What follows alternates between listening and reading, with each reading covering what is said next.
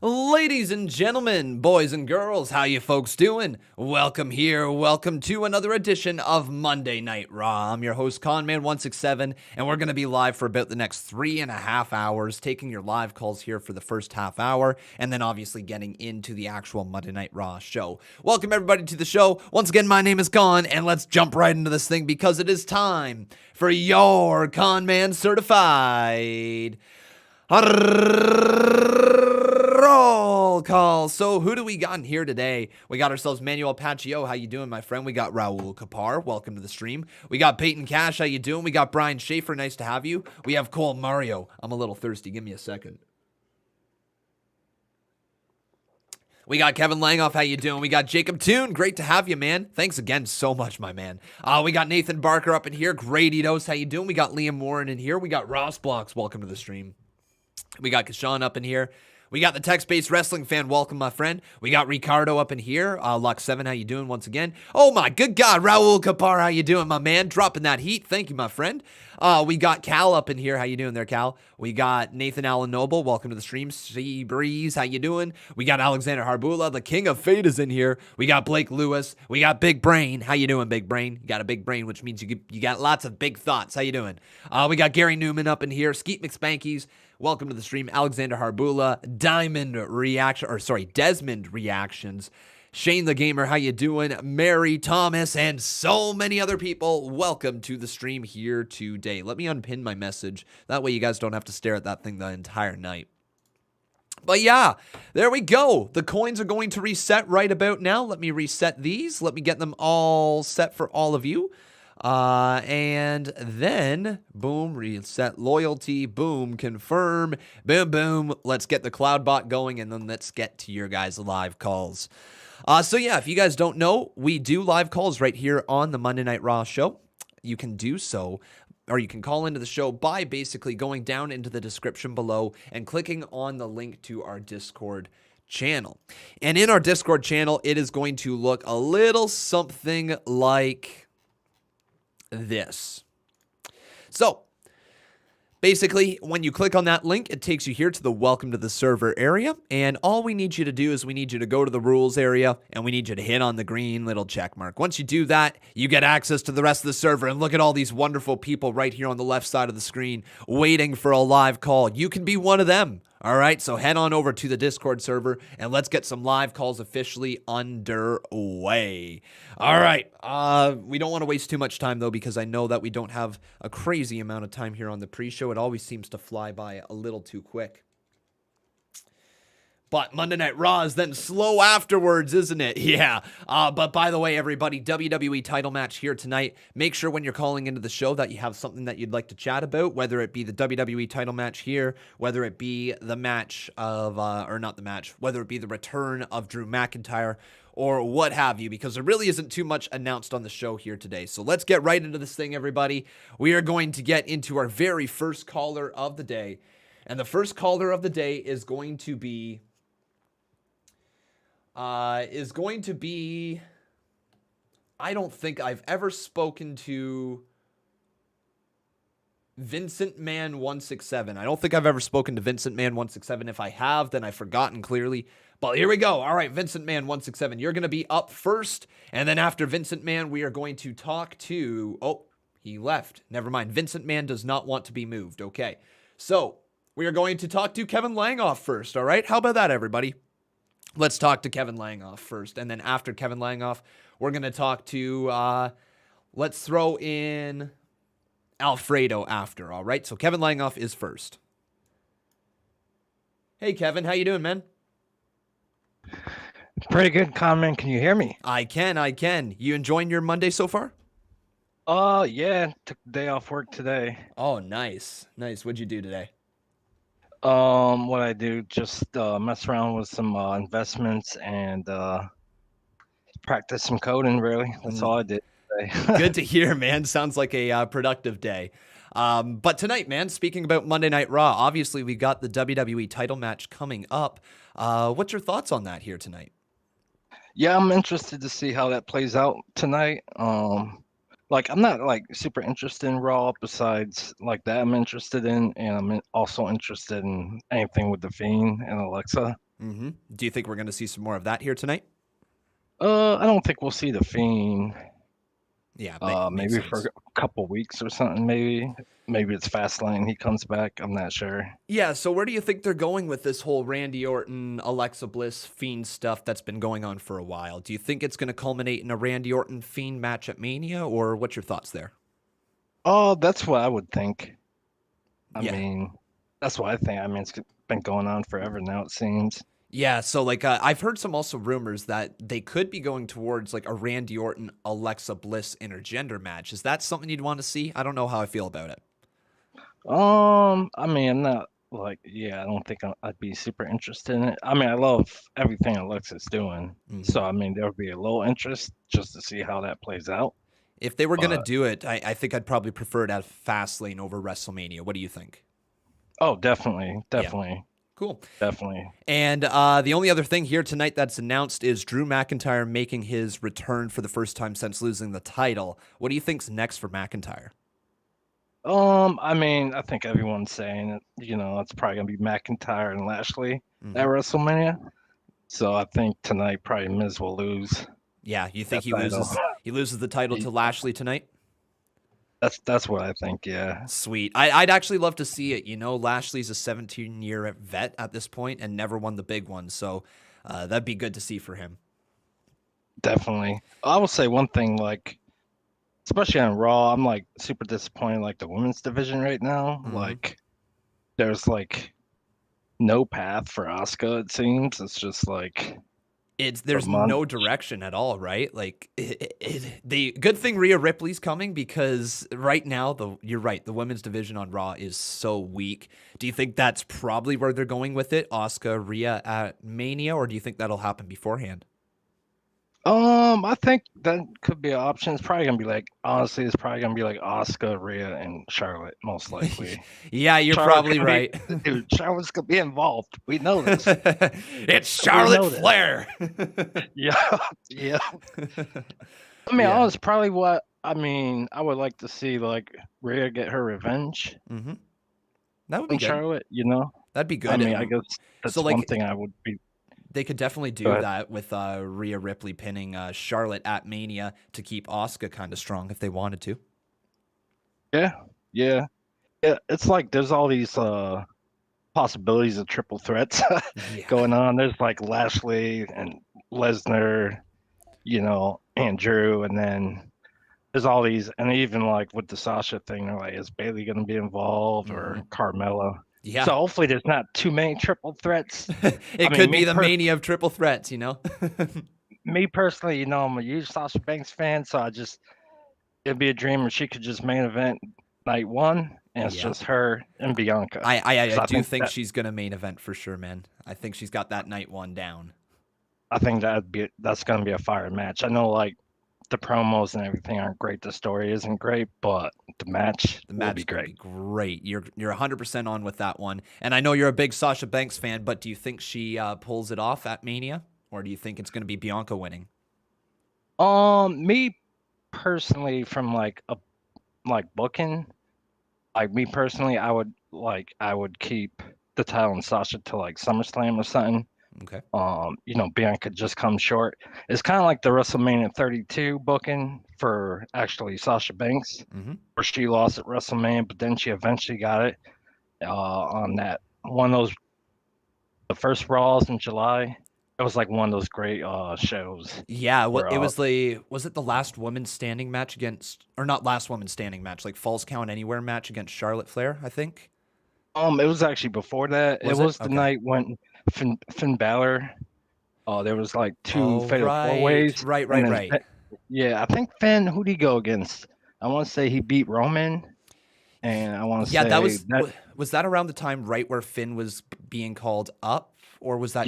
Yeah, that's where that was. Yeah, okay, that was like right after the draft in 2016, I believe. But anyways, the point was like like I felt like, as a fan, of course, I wanted Sasha to win at WrestleMania 32, but they postponed it, and she got a super great reaction that night when she beat Charlotte. You're right, and won that title for the first. So I think they could do a similar thing with Bianca. For me too, as a fan. Yeah, for me as a fan, it's like Sasha is what, like 0-5 at WrestleMania. So I feel like this year they've been like, giving her these wins that she hasn't got in the past. So it's kind of like a hard booking decision because, Bianca's on fire. Mm-hmm. But to me, Yeah, it's totally, like, man. what? Totally. Sasha's gonna be 0-6? Yeah, like that Like is a tough what? sell when you do start putting it that way, thinking how big of a star Sasha Banks actually is, and when you can argue 2020 was really the rise of Sasha Banks. You don't want to miss out on a bigger star than you could potentially have, right? Like, yeah, Bianca is the new toy on the block, and you just want to see what she can do in the ring, but you might be right. Keeping the belt on Banks for like a long time might be the better way to go. Definitely. And the other scenario I could maybe see is like if Bianca does win, a really cool thing would be Sasha in the Banks. Okay. Sasha in the Banks, she wins it, and she wins, the Money in the Bank, and then she actually cashes in, and then maybe they go at SummerSlam, they battle again. That'd be a really good win for Money in the Bank. It would be a way of keeping Sasha relevant throughout the next 8 months if they wanted to. I think she would work really well with the Money in the Bank. I think just the name alone. Yeah, it's right Sasha, there. Sasha in the Banks, like it's right there. It's I right don't know there. why The they waited so T-shirts. long. Woo. Yeah, exactly. Yeah. Exactly. All right, But man. yeah, Oh, sorry. I don't mean to cut you off. One last thing before we gotta let you go. yeah. I do look forward to Raw, so I'll be enjoying the show with you tonight, and look forward to the Fiend and the Lashley thing going on tonight. Sounds good, man. I look Oh, forward to seeing the chat. Oh, one more thing. oh, yep, Lucha, Oh Lucha, God! Oh, Lucha. okay. I don't want to hang up on you, but I'm gonna. All right, man. Have a good night. One. Yeah, you too. You Goodbye, too. buddy. Bye. All right. So we got Alfredo up next. That was a good call. I really like talking to Kevin. Nice little call over there. So Alfredo is up next, and after Alfredo, let's talk to. Let's give a little chat with Big Tiger. Okay. Hey, Alfredo. How you doing? Hey, Alfredo. How are you? Hey, buddy. Are you close to your microphone? I can't quite hear you. Hey, Carmen, how are you? I'm doing pretty good, buddy. Can you hear me fine? Hello, Carmen, can you hear me? I can. I think Hello? okay. I think you've got the stream audio turned up in the background. Hello, Carmen, can you hear me? Okay, Alfredo, I'm sorry, buddy. I think you had the stream audio turned up in the background right there. So I'm gonna bring you back into the call, okay? Just because I think you've got the stream audio turned up in the Discord thing. So get back in the call if you can, okay? You're still up next, okay, Alfredo? I'll just wait for you, and then I think you just had it turned up in the background. So I'll just wait for Alfredo here, and then we'll get him back in if he's here in about 10 seconds, 15 seconds or so. But Big Tiger, you are going to be up next, okay? But Alfredo, once again, join back in if you can. All right? If you're here still. And... Okay, unfortunately. Let's go to Big Tiger. Hey, Big Tiger, how are you, man? Hey, Big Tiger, how are you? Hold on. Okay, we'll do. I'm holding on. Oh, I'm here? Yes, I'm you're on here. You're on. How you doing, Big Tiger? Everything's going fine. Don't worry.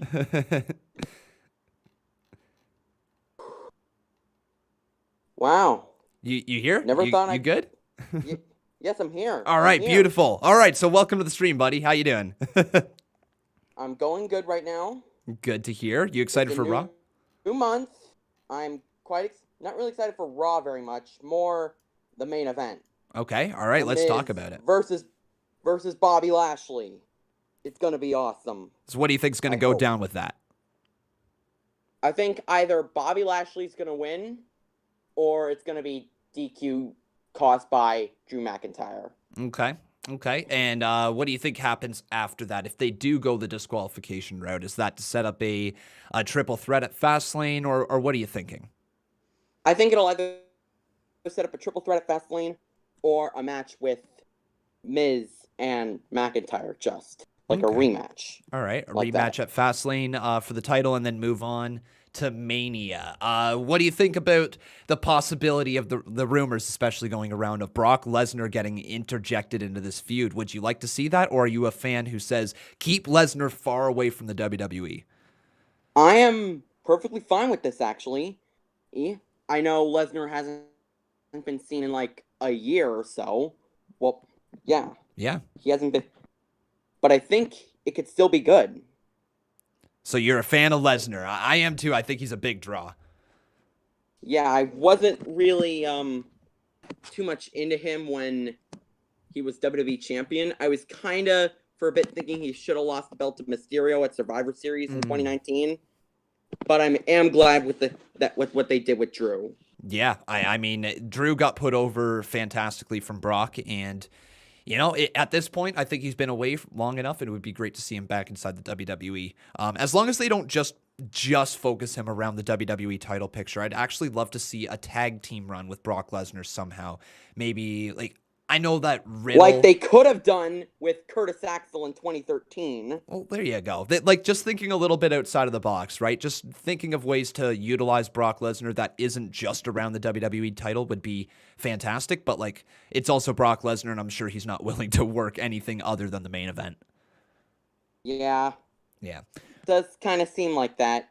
Yes, for sure. Last thing here tonight, what do you think's going to go down on the rest of the show? Because we only have 2 things kind of announced. It seems like we might get something with Retribution, maybe some more stuff with Alexa Bliss, the fallout with Randy Orton, and that black sludge coming out of his mouth. What do you think's going to go down? Yeah, that was weird. Yeah. That was quite weird. Like Squid Ink, I was thinking. No one else said that for some reason. But I do think we're going to get an update on the stuff with Asuka's teeth.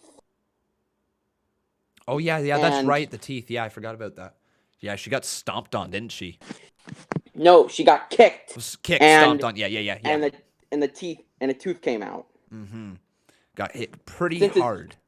I'm pretty sure since it's just really the tooth that she is not going to have to relinquish the title. Also, she'd probably either only be out for a bit or she's going to have dentures or something like that. Yeah, it was probably just quick dental work, and she's probably fine to go. But yeah, that's pretty much all the stuff for the show here Charlotte today. to probably turn on her and set up a few for Fastlane, and then maybe Rhea Ripley debuts after that. After Charlotte wins the title, and we'll get Part Doe at Mania. There you go. All right, man, you heard it here first. With Ripley going over this time. Well, I mean, you never know with Vinnie Mac, right? He might love his Charlotte Flair and think 2 years in a row, oh, that's such good shit. Yeah, and I'm worried, but also kind of maybe they might do Ollie versus Goldberg as well. Oh, no. Oh, why do you think that? Because of Retribution's motives. And considering the Raw Talk promo from Ali after Raw Legends Night, I felt like Goldberg is pretty much the embodiment of all that part-timer or work 2 days a year and squash everyone and take what's yours attitude that Retribution is against. Yeah, you've got a good point there. But I'm not too sure they would do that. I think they would probably go Ollie versus Kofi, and then yeah.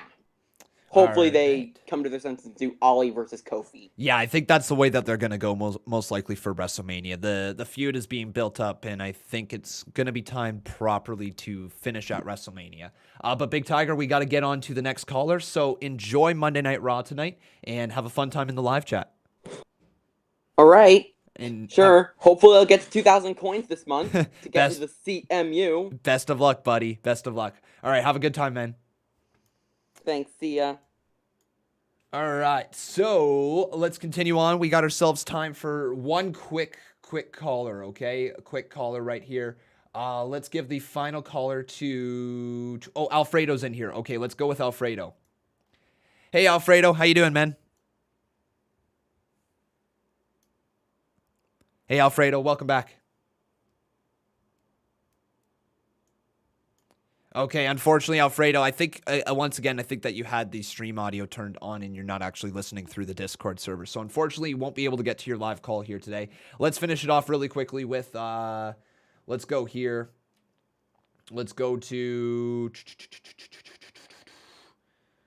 Ross. All right, let's go with Ross. Hey, Ross, how you doing, man? I'm doing good. How are you? Oh, I'm doing fantastic. Good to have you back here on the show. Good to be back. How's your Monday going so far? It's actually going pretty good so far. Anything special happened to you here today? Not really. I'm just excited for what's going to be the main event of the show tonight. Well, let's transition right to that because you're going to be our final caller. So, Bobby Lashley versus The Miz tonight for the WWE title, 17-year vet. Do you think Lashley gets it done? At this point, he just deserves it for how long he's been in the business and what he's done to elevate himself as a superstar. They haven't missed with him since they partnered him with MVP, have they? Yeah. Ever since he aligned himself with MVP, it's all been uphill for Lashley. Just give him the title at this point. I 1000% agree, except for, do you feel like they might try to drag this out just a little bit more because it has been so well received? Do you think they might try to push it to Fastlane? Yeah, I've had thoughts about that. Probably having Drew McIntyre involved and maybe having it a triple threat there. And still get the title on Lashley. Like, that should be the goal right now. Getting that title on Lashley going into Mania. But it does feel like maybe tonight might be a little bit of a screwy finish. Yeah, with Drew McIntyre after getting attacked at the Chamber, he'll probably do it to Lashley as payback tonight. It would make a lot of sense storyline-wise. But, hey, for the first time in a while, we can truly say the main event scene of Raw is captivating, and who would have thought it would have taken The Miz to do it? Freaking The Miz, who we never thought would actually successfully cash in his briefcase and actually become the champion again. And, like, it's so funny, too, because he actually did kind of lose it at one point. So this entire cash-in, it was technically his second cash-in of the Money in the Bank, even though it was just a technicality that got him out of the first one. Yeah, it wasn't a real cash-in when it was at TLC because it wasn't him who cashed it in. It was Morrison. Exactly. So it's been an interesting rise for The Miz, especially the fact that he never won the briefcase in the first place, right? He had to win it off of Otis. So just a really random Money in the Bank run that actually ended up in The Miz cashing successfully in. And did you like that he cashed in successfully? Yeah, because if Bobby Lashley was to take it, the WWE Championship, I'd rather have The Miz give it to him rather than like building down Drew McIntyre by giving him a loss to Bobby Lashley. Yeah, I 100% agree, man. They did the right call there, the way they made Lashley lose the U.S. title and elevated him to the main event scene without getting pinned. And now, like, you know, it's all coming together perfectly. And you're right. It just feels like it's a perfect storm right now. Yes, after what they've been doing with Drew McIntyre, building him up, I don't feel like they should just drop the title for Lashley to him ever since. Like, he already had a win against Brock Lesnar. He already beat Lashley before, and he even beat Goldberg and at the Orton, Royal Rumble. Like, we got to remember all the stuff with Orton. Like, that elevated McIntyre up the card. He beat Orton 3 times in 2020. SummerSlam, Clash of Champions, and then on Raw before Survivor Series when he took it from Randy Orton. Yeah, it's just been a great rise of McIntyre, and you didn't want to see him get dropped too far down the card. So I like that they definitely got the title off him the right way, and Miz, you know, he's a slimy heel. Good position for him right now. A lot of people say they didn't like it. They were pissed off about it, but it was actually a really good booking call for WWE because we shouldn't be dropping Drew McIntyre that low after they've been giving him too many good wins. Exactly. Miz was their get out of jail free card, and they used it perfectly. Yes, it was that way. All right, my man. We got 2 minutes until Raw, though, so I got to let you go. So sit back and enjoy the stream here tonight, and thanks for calling, man. It's always good talking to you. Always good talking to you, too. All right, talk to you later, buddy. Talk. Oh, just cut him off. All right. Well, you don't get the last word. I do. All right, everybody. It is time for Monday Night Raw, though. I'm excited. I know you guys are as well. Bobby Lashley versus only on the McDonald's app, you can get a medium McCafe The Miz, the main event here today It's going to be a good one. WWE Championship on the line. All right. Are you guys excited for the show, though, here? Are you excited for the show here tonight? You can let me know right here in the polls section by doing either, are you pumped for Raw? Yes or no? Boom, boom. There you go, guys. So get your votes in. Are you pumped for Raw tonight? Either vote yes or vote no right here in the live chat. I'm excited for it, though. I'm looking forward to it. I just want to see a little bit more announced from Raw. That would be my only gripe with Monday Night Raw recently, is they've got 3 hours of content and only 2 things announced here tonight. The Miz battling Bobby Lashley for the WWE title and Drew McIntyre speaking for the first time. Where is the stuff announced for the show? Just tell me a few more things. Kate, you got 3 hours to fill. I should at least see 3 hours worth of things on that card, all right? Or at least 2 hours worth. I don't know. Throw even 5 things announced on the card and I'll be happy. But we got some donations to get around to, so let's get around to them before the show begins here today. And everybody here in the chat, if you're excited, give me a hell yeah. Hell yeah. And the con coins as well have been reset. Congratulations to February's winner, Cubs fan 16 over there. And congratulations to the boss battle champion in Jason Barker. Jason, I sent you a DM.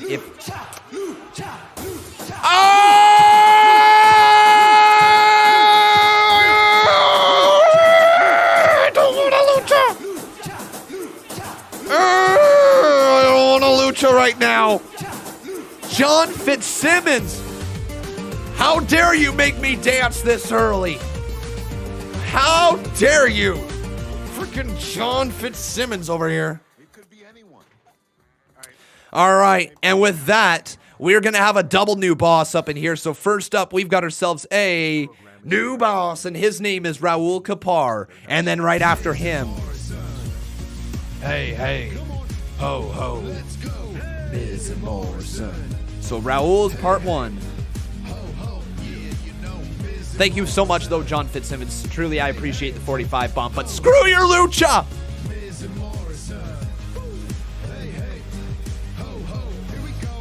New month means I'm the first boss of the month. Yes, he does. John Fitzsimmons. All right, so Fitzsimmons, one-time boss battle champion. There we go. We got ourselves a double. It's all good, Big Tiger. Dude, I'm actually so bad at it as well. It's something I need to get better at as a host. I was stepping on your words. You're calling me, all right? I got to let the people who are calling me chat a little bit more. It's so difficult. I'm used to live streaming, and I'm, of course, used to filling every single silence that I possibly can. So live calls, I struggle a little bit on allowing their silence to be. So it's totally just as much my fault, all right, Big Tiger? No worries, buddy. I stepped all over your words, and I hope you enjoyed calling here today, because I definitely enjoyed talking with you here today. We got ourselves a 5-bomb offer here from Mr. Jacob Tune. Says, Raul, technically, I'm the first boss battle champion of the month because I was the current boss going into March. That's exactly how it sounded, too, the way I read it. It's just, Raul, technically, I'm the first boss battle champion of the month because I am the current boss going into March. All right.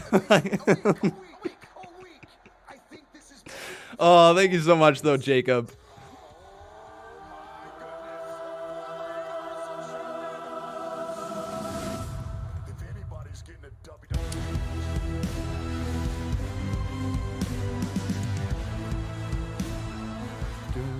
Rahul, technically I'm the first boss of the month because I was the current boss going into March. Oh, that's too funny. And there we go. With that 2-bomb from Jason Barker says, sup, ya. Oh, look at Johnny Silver. Have you guys seen John Silver's YouTube channel? You need to check it out, okay? It is freaking hilarious. And it is so bad. It is just so dumb. It is so stupid. It is literally the Dark Order and John Silver just filming themselves being idiots. And basically reenacting scenes from movies. They reenacted the whole gonna find my baby, gonna hold her tight, gonna grab some afternoon delight from The Anchorman. You know, that movie, just that whole scene where all of them are just asking, what is love, Ron? What is love? I love lamp. It's so funny. They did something from The Sandlot, I believe. You got to check it out, guys, okay? Check it out if you haven't seen it. It's just so stupid, so funny. It's like 2 minutes to watch the video. It's going to take you no time at all. I know how short our attention span is these days. But by the way, everybody, I actually do have a little poll going on over on Twitter, okay? If you guys would like to vote in it, I've got it pulled up right here, asking you guys, does Bobby Lashley win the WWE title tonight? Over on my Twitter, @Conman167, okay? You can vote right there in live time. Do either yes or no. Does Lashley win the WWE title tonight? That is over on my Twitter. We're going to check in on that poll throughout the night here tonight. Let's see what you guys think. But it's time for Monday Night Raw. And then Matthew Grantland over here says, how am I doing? I am doing pretty good, man. It's Monday. It's wrestling. I get to speak to you guys. I had 2 days off. I'm well rested. I hope you are. And yeah, I'm excited to get back to a big day of work. Finish recording the CMU. God, that gif never gets old. Finish recording the CMU here today. I think you guys are going to really like it. I think you're gonna. Hey, Ghosh, how you doing, man? Welcome to the stream. But yeah, I think you guys are going to really like it.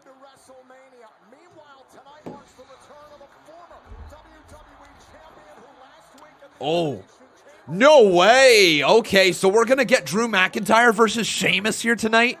Whoa, that's a little bit unexpected. I feel like that could have been a match announced beforehand, but hey, you know, we still get it here tonight. Not nitpicking too much. Oh, no way, and it's going to be the first match of the night as well. So here we go, guys. Drew McIntyre versus Sheamus to kick things off. I'm here for that. I'm so here for that. But here he comes. You guys ready? I'm gonna give you my all. I'm gonna give you my absolute all, okay? And by my all, I mean... Okay, no. Here we go. It is...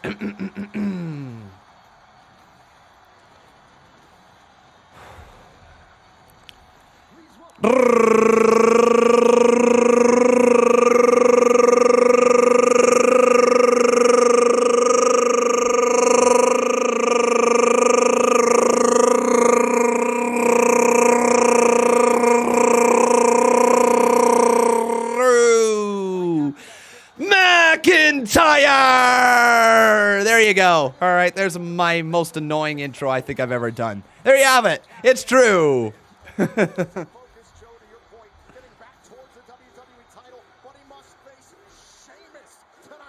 Okay, chant along with them. Drew, Drew, Drew. Here he is. Bitch of a month for old Drew McIntyre.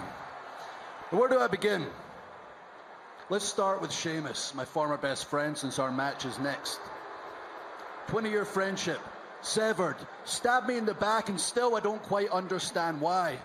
Nonetheless, I suggest you stick around because we are going to beat the hell out of each other, and it's going to be an absolute war. Oh, crap. Now, 2 weeks ago, Elimination Chamber. I went in WWE champion, odds stacked against me, outlasted 5 former world champions. Was successful in that match. I was beaten and bruised, but I defended my championship. And what happened next, I did not see coming. Boom! Lashley attacked. Quite frankly, he kicked my ass. Again, and again. I got to fix the WWE Championship. I see it, guys. I'm working on it right now. The Miz. Working on it right now. Successfully cashed in his Money in the Bank contract. That's right, everybody. The frickin' Miz is the WWE champion. The frickin' Miz.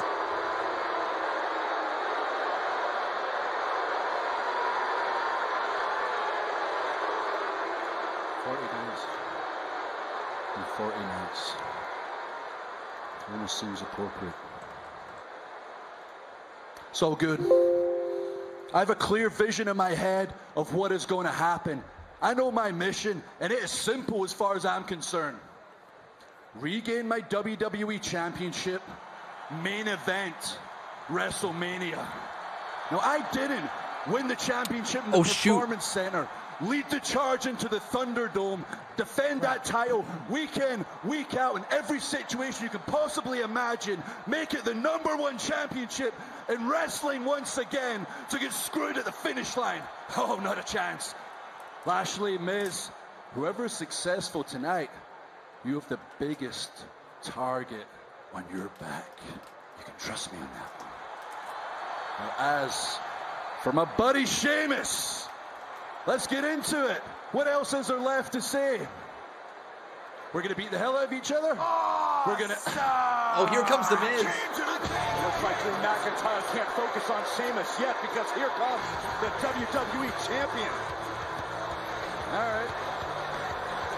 I do need some firing up. All right, the Miz is here, everybody. I have not updated the title. I just threw Jason Barker's name on. I still got to get Cubs fan on here.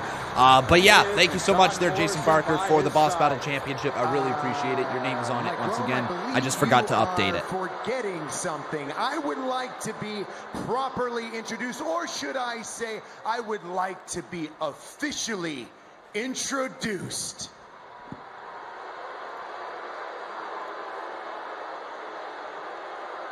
Please welcome the current WWE Champion, The Miz! He gets the actual Miz entrance. Oh, that's awesome! Man, WWE's presentation of The Miz is pretty solid. Pretty solid. Drew, I couldn't help overhearing everything that you say, and might I tell you, I admire how you have handled everything with such dignity and class. Just like a true former champion should. Correct, you should hold your head up high, because everything that happened to you was out of your control once I, the greatest superstar of my generation, acquired the Money in the Bank contract. It was only a matter of time before I successfully cashed it in and became WWE Champion once again. You know what? I guess I haven't officially congratulated you. Why don't you step on in the ring, Miz, and give me a big hug? Oh, no, thank you. Hey, we have 167 likes. That's what I like to see. Oh, somebody liked it. We're at 168. Never mind. Why would you be upset with me? Come on, Drew. Would you be upset with an eagle for flying in the sky? No. Or a dolphin for swimming in the ocean? Of course not. Then why would anyone be upset with the Money in the Bank contract holder cashing in successfully the Money in the Bank contract at the opportune time? It's exactly what they're supposed to do. If you want to blame someone, Drew, you need to point your animosity to the one and only person that is at fault, and that person is Bobby Lashley. Whoa! Man, I know you're a master manipulator, but it ain't gonna work on me. It might have worked on Lashley. I'm not gonna do your dirty work tonight. You're gonna have to deal with Lashley all by yourself. And then, if you're successful somehow, then you're my problem. Wow, okay. Do you even realize that I didn't ask or even want help from Bobby Lashley? What? And in certain lights, I'm the victim of this whole situation. Oh my God, playing a victim. I am a father to 2 beautiful little baby girls. And Bobby Lashley threatened my very well-being. I had to make that deal. I had no choice. And because of that, boo, Bobby Lashley now has a title match. And let's think about that for a second. Think about it. Why? The Miz struggling to hold on to the WWE title is one of the funniest things. Would someone like Bobby Lashley get the first opportunity at a WWE Championship and not someone who is more deserving like Drew McIntyre?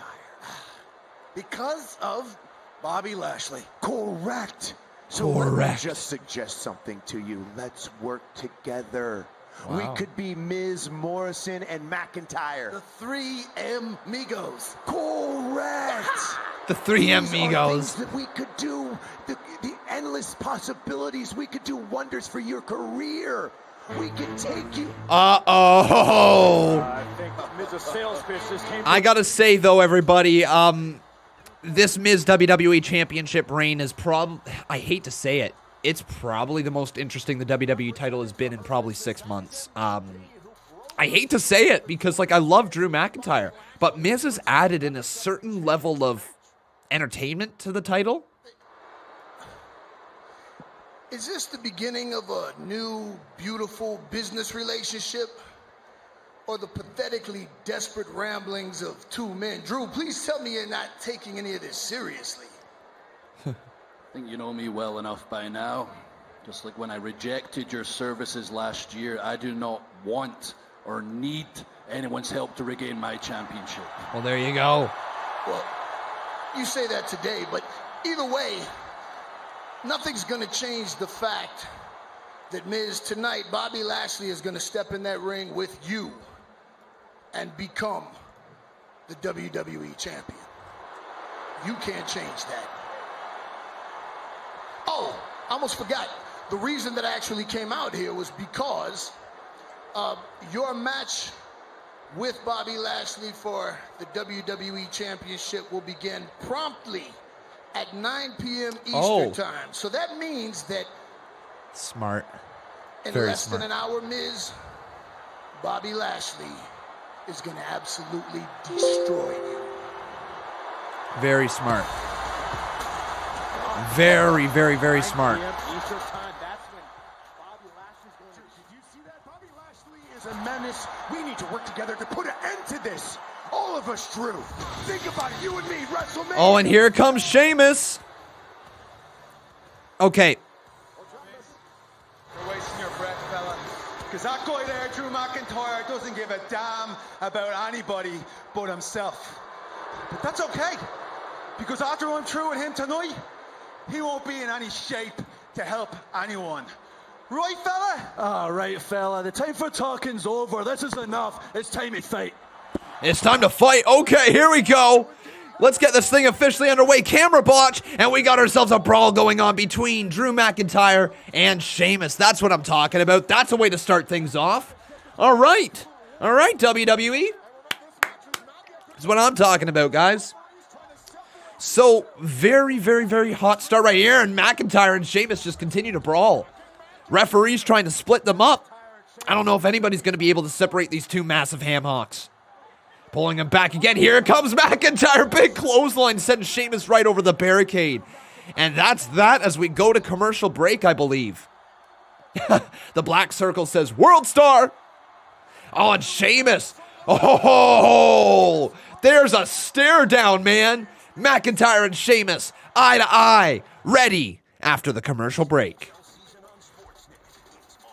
That's what I'm talking about, guys. Okay, so that's 2 weeks in a row. Monday Night Raw has started out pretty solid. Main event scene looking real good. But the thing here that I'm going to wonder is if WWE is going to follow through on the hour thing, or if they're going to pull a very similar thing to what they did last week, where they had the hour countdown saying Miz has until this time, and then when it gets to that time for the Miz to reveal that, you know, when it comes time to the Miz to face Bobby Lashley, he's going to try to find a way to weasel it out and push it even further back throughout the night. So what that does right there, guys, is I'm actually really proud of WWE because they found something to keep us entertained, to keep us sticking around our TV screens at the bare minimum for 1 hour here tonight. At the absolute bare minimum, they found a way to keep us sticking around until 9 p.m. for the WWE title match. At that point, we'll see what WWE does, but right off the start, good thing for WWE. They found a way to get people to stick around, I would say. And kicking off the show with Sheamus versus Drew McIntyre is not a bad start at all. That's actually a really solid way to start off the show. So, yeah, 18 minutes. Here we go. And we got ourselves what I thought could have very well been a WrestleMania World WWE title match. It could have very well been Drew McIntyre versus Sheamus. In fact, when McIntyre was the WWE champion, I thought this match was going to happen at the Rumble. Then they pushed it off. Then I was thinking, oh, Mania. But that hasn't happened.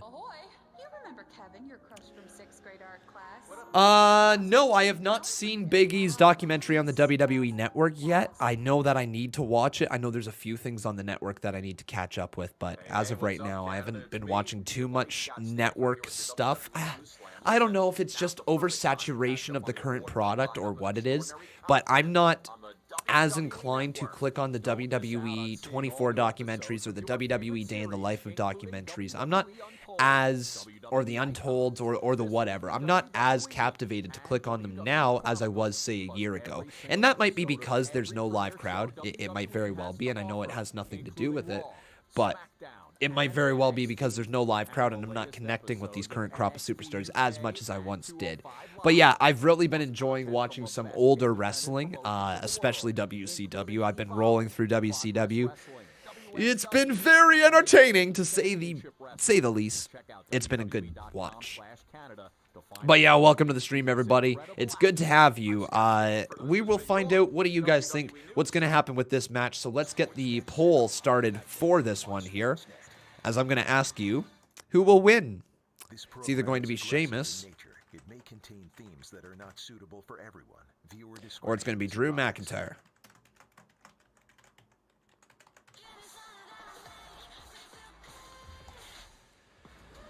Beautiful. So get your votes in there, guys. Do vote Sheamus, vote McIntyre. And then we got ourselves the bets. So asking you the same question. Who will win? They're going to be Drew McIntyre, or it's going to be Sheamus. We got a few more donations to get around to as well that I didn't get around to during that commercial break because all Conman did was ramble. Sometimes I'd be rambling too long. The countdown returns. Okay, I stand up for things that I like. I really stand up, and I'm always as honest as I possibly can with you guys about what it is that I like in WWE and the minor things that they do. What is it that I personally like? And I try to get you guys, or I try to give you guys my honest opinions about it. And when they do something right, when they do something that is good and healthy to the overall vibe of the show, I applaud it. And right there, guys, that is 2 weeks in a row. It doesn't need to be an every week thing. That's what WWE needs to remember. Put this in your back pocket of ways to make the show entertaining. But very good start for WWE, having that hour countdown. Looking forward to something, reminding you why you're sitting here watching a 3-hour television show on a Monday night, right? When you really put it in comparison, you're just like, man, this is a smart move from WWE to get the countdown clock going. Just don't do it every single week. Otherwise, then it doesn't become all that exciting. But hey, I would actually be okay with a countdown clock to the main event. You know, hell, why not throw it on for any big main event that you ever put on? Countdown to the main event. Like when you had Drew McIntyre versus Randy Orton there, I can't remember if they had a countdown or not to the main event, but they definitely should have for the WWE title, countdown to the main event. When you have a big showing in the main event, a big performer showing up, countdown, put that countdown on the screen. It's going to help remind people. It's going to help remind people why you're watching the show. We do have some donations right here, so let's get around to it as you guys can continue to place your votes. So once again, doing vote Sheamus or vote Drew, and you can also place your bets as we do have the bets officially underway. Bet Drew 5 or bet Sheamus 5. And to everybody wondering, the con coins have reset for the month. They reset every single month.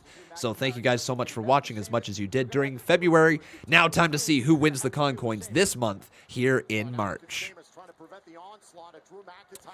Okay, so up next, we got ourselves this 5-bomb from Razor Dragon. How you doing, Razor? It's been a little bit since I was able to get around to your donation, so I apologize about that. But says, hey, Con, do you think Drew McIntyre should stay away from the main event scene for a while? The reason why I ask is because that Drew is getting stale.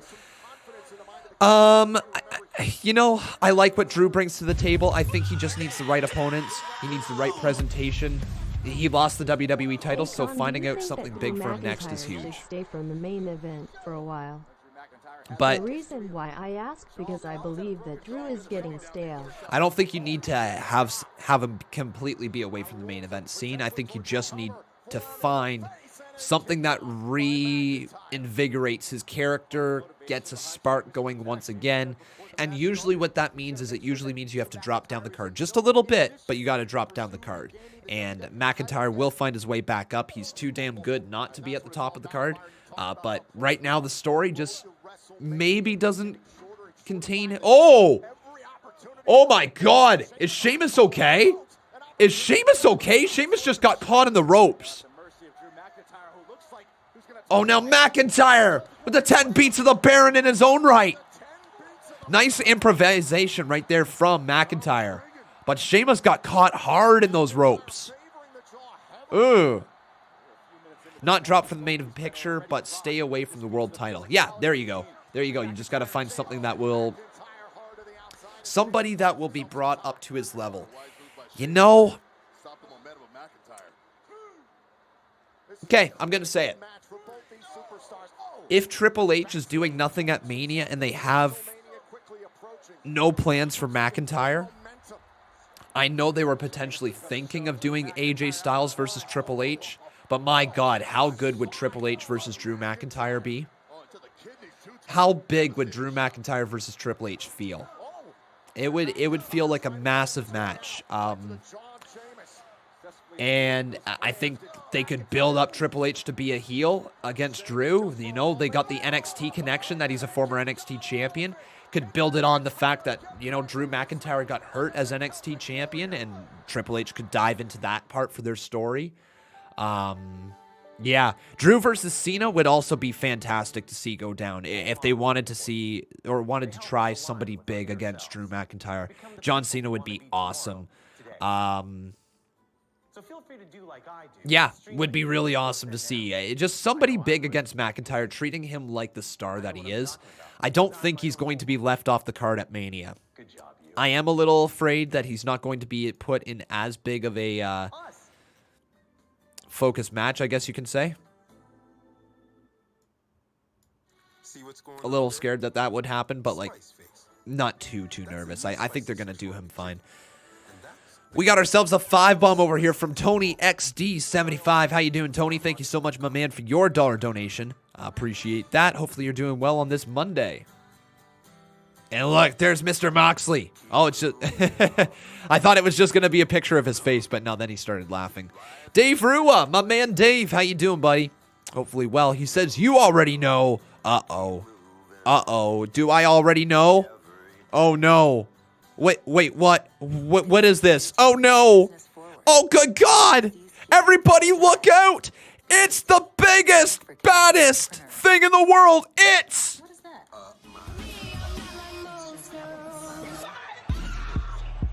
my hole. My hole. Ah. My hole. Ah. My hole.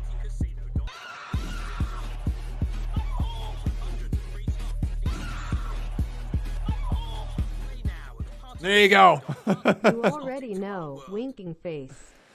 Oh, all right. Thank you so much, Dave.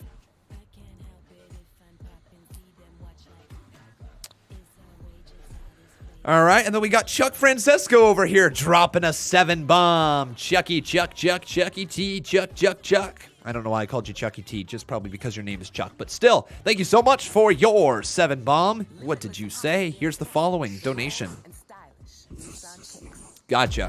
What would be the first thing I would book if I was in charge of Raw here tonight? First thing.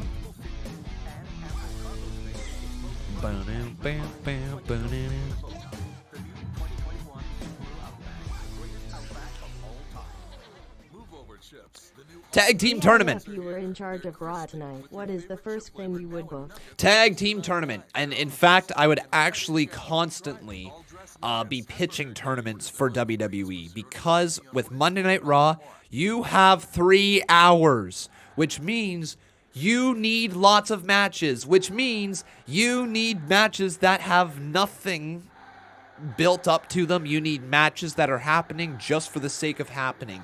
Tournaments. Tournaments, tournaments, tournaments, tournaments, tournaments.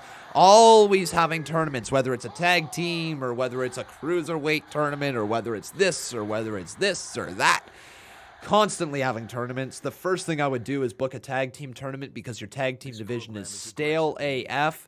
You need to get some life back into it. I would look at the success of the Dusty Rhodes Tag Team Classic and I would say, okay, what can we put in on the main roster here? Create a tournament. Boom. There you go.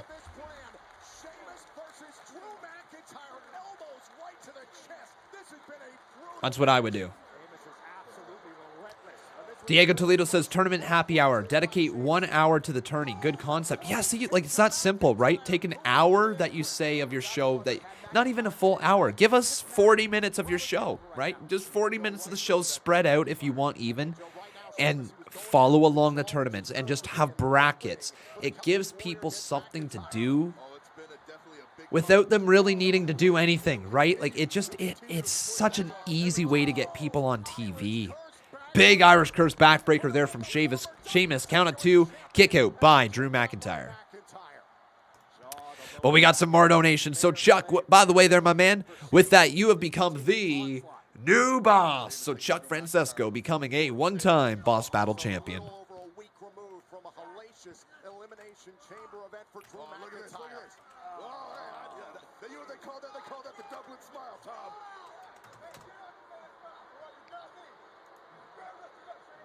Hey, guys, he's got to be careful. Sheamus might get a disqualification. Yo, Charlotte Flair versus Shayna Basler going down tonight. They just love giving away matches they could build to. All right. That he continues to inflict upon Drew McIntyre.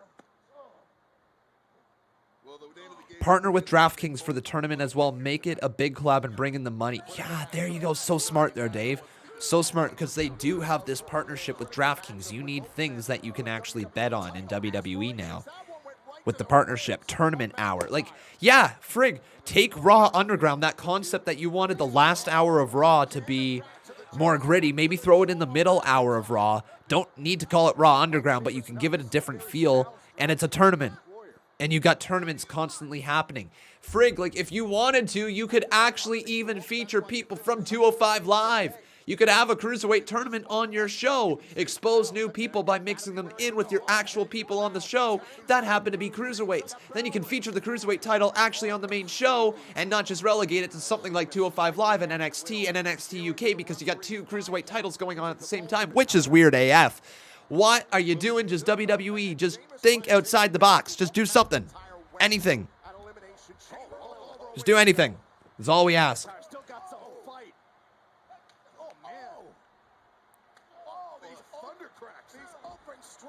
Hey, Amitty. How you doing, man? Good to have you. Am I supposed to be on the title, right? Yeah, Cubs fan. Like I said there at the start of the show. Or not at the start of the show, when I was showing you guys the championship. I forgot to change it here at the start of the show. I happen to have Jason Barker's name right there already printed off because he's won the title before. I don't have your name printed off, so I will get that taken care of before tomorrow. Okay, man? Oh.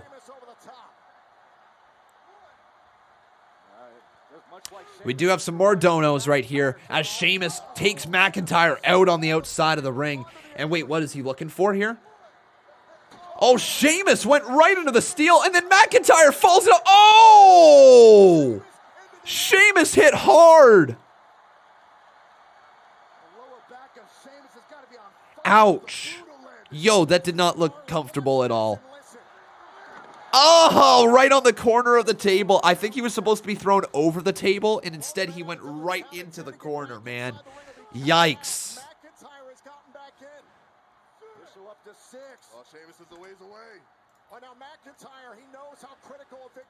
Oh, no. Oh, no, everybody. Dave Rua making me dance for him here tonight. Well, all right.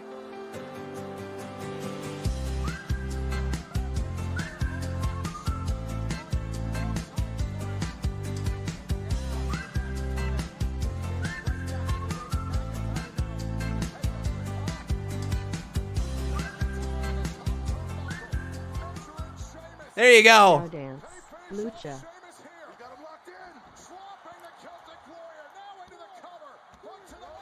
Kick out by Sheamus.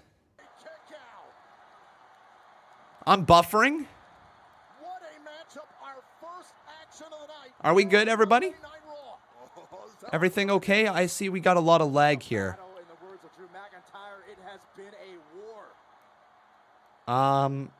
Everything okay? We good? Can you guys see me? Oh, what a clothesline by Sheamus. And Sheamus needed that. Yes, he did. Sheamus needs this reprieve badly. He needs to regain his footing. What's going on here, guys?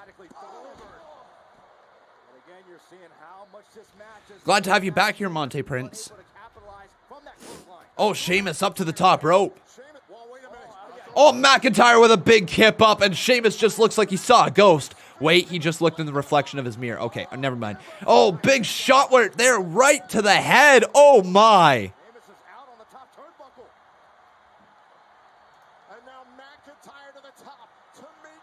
Sheamus all the way up. Sheamus, what a belly-to-belly throw to the big white man into the cover. 2, kick out by Sheamus.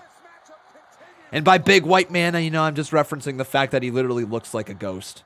It's working now. Weird, everybody. I think YouTube is 100% broken. Okay, everybody, say the word pickle as soon as you hear me say this.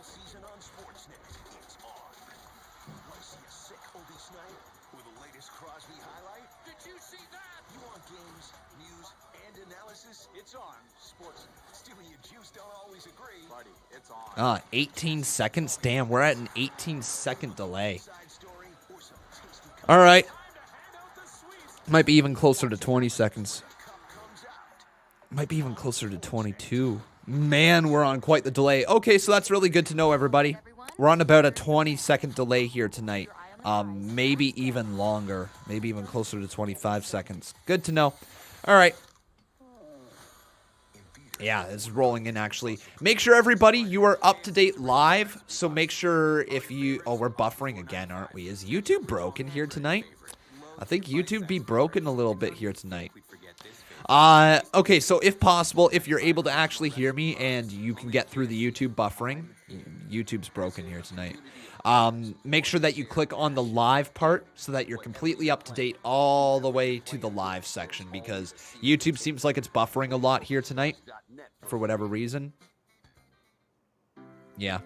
Do you know exactly what's in your water? Just ask Reliance. Yes, I see, guys. I see that it's buffering. I know. It's happened. Nothing I can do about it. Absolutely nothing I can do about it.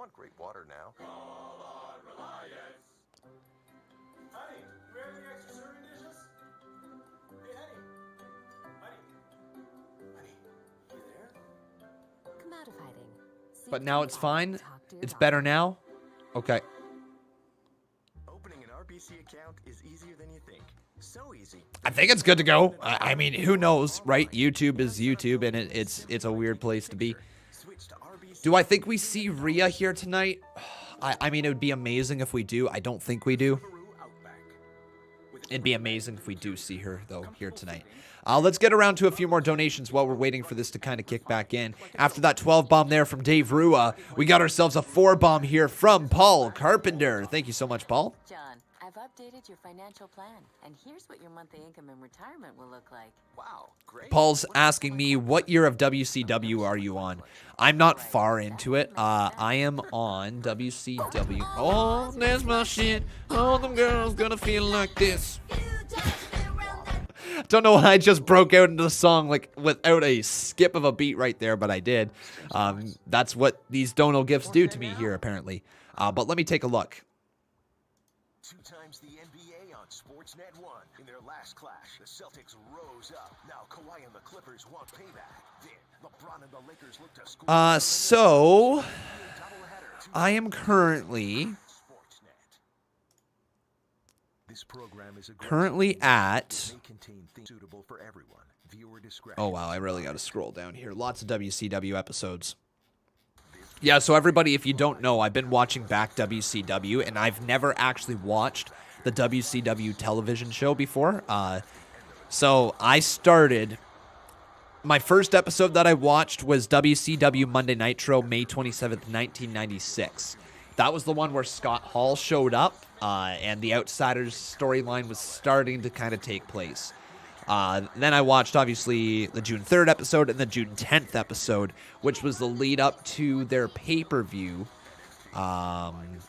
which was... So I'm at 96 right now, but their first pay-per-view there that I watched was... 97, 96. Was it? Yeah, the Great American Bash, right? Yeah. So June 16th, 1996, WCW, the Great American Bash. I just finished that on, I want to say, Saturday night. So now I get to continue on with WCW. And by the way, everybody, I'm just not going to be able to acknowledge the lag going on. If there is lag, there's lag. It is what it is.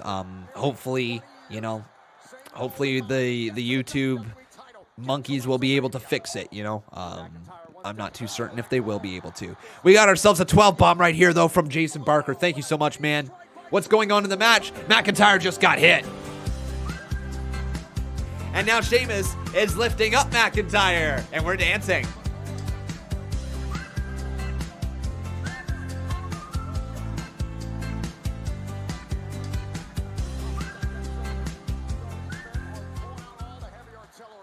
All right.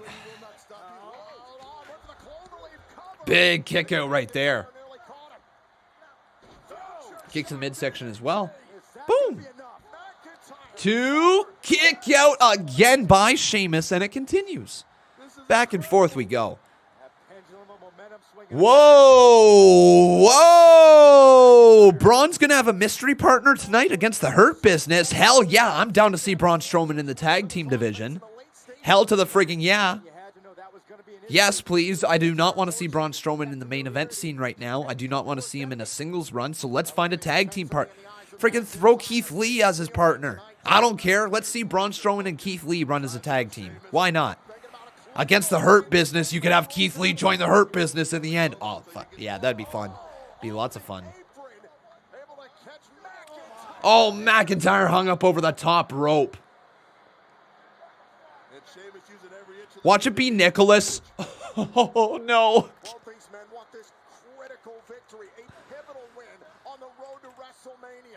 Nicholas. Oh, no, everybody. Oh, no. Just imagine, everybody. Braun's mystery partner. Oh, my God. It's Nicholas. That hurt my throat. Oh my God, McIntyre looking for an elevated white noise. What? Using the white noise against Sheamus into the cover too. Sheamus just kicked out. Just kicked out. I cannot believe Sheamus kicked out of white noise from the top rope. What effort tonight from both McIntyre and Sheamus, but oh, look at all the humanity crashing down to the mat. And somehow Sheamus continues to fight.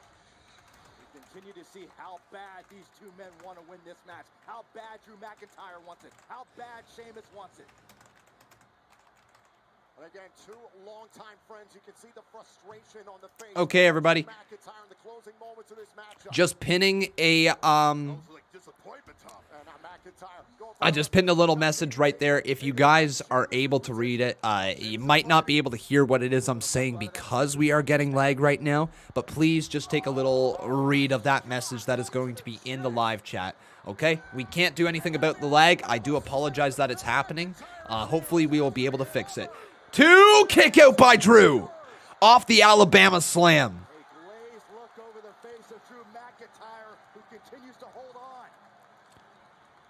Said McIntyre endures, but for how much longer? And now Sheamus, you can see, Byron, how much has been taken out of the Celtic Warrior.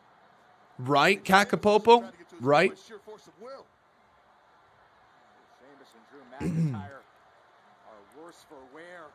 Zachary Talk Show says this is like a WrestleMania main event. It's a solid match. Actually, it's a really solid match. We're at 8:43 right now, guys. This, you know what? They're allowing these two to just really, really run for a while. This match started at 8:18, I believe.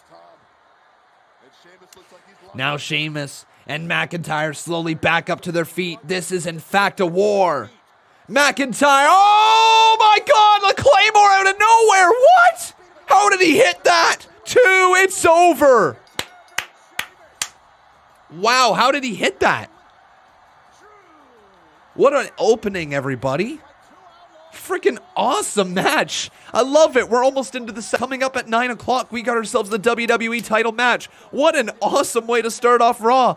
Downfall is we still got 2 hours. 2 hours and 15 minutes. We'll see if they can continue the momentum. I don't know if they can. But that was awesome, everybody. I love it when WWE allows 2 big-time performers to have as much time as they need to tell the story that they need to tell. WWE giving them that much time looked great.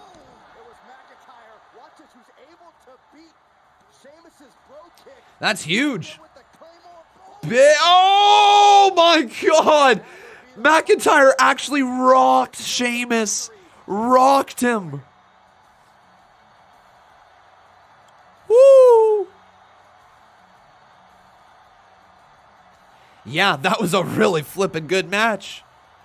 Yes, everybody, I completely understand. It's going to be buffering for the next little bit, okay? There is absolutely nothing I can do about it. Just try to enjoy Raw, okay? Have it loaded up on the side if you can. I know lots of people do rely on my show because they aren't able to watch Raw. But if you have the ability to pull it up, make sure that you do so just along the side, and you can continue to watch our watch-alongs, and hopefully YouTube will work out. But there's nothing we can really do about it, guys, okay?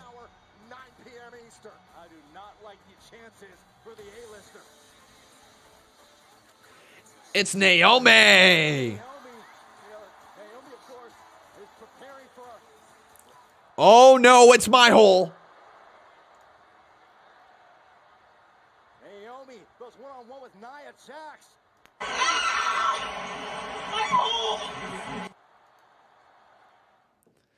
All right, that's coming up next. So what an awesome, awesome start right there, everybody. WWE title match also coming up in just a little bit. So we're going to have Naomi versus Nia up next. Cool.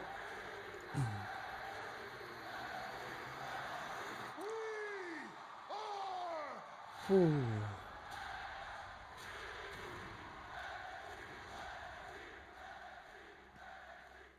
Gaming with John says, well, we had a good match. Now time for the dumpster fire. Let's hold off on that one. Naomi is a fantastic performer. So, you know, I wouldn't be surprised if she pulls off a really good match with Nia Jax. You know, like, let's not forget Nia Jax, as much hate as we give her, and as much as it's rightfully deserved because she's injured like 20 million people at this point. Yes, that's an over-exaggeration. No, I don't care. It seems like Nia Jax can still pull off really when she is in the right position and is allowed the time to tell the story. If she is in the position where she is dominating most of the match and you have an underdog person to go up against her, the matches Nia Jax puts on are actually quite entertaining. The problem is we don't always get that matchup, right? We don't always get the 20-minute story of Nia Jax dominating, beating down a babyface, rising up to try to get the comeback, and then getting beat down again, and then rising back up for the comeback and getting beat down again, and back and forth, right? We don't always get that story with Nia Jax. A lot of the time what we just get is a 5-minute rush through. Nia gets beat up a little bit. Oh, Nia's getting beat up, and then she's either going to come back or the babyface is going to come back and get squashed against Nia or beat Nia. You know, there's really nothing too creative with her matches when it comes to quick ones. But her actual big-time matches that hover around the idea of an underdog versus a giant, she plays the giant role really well. She just does.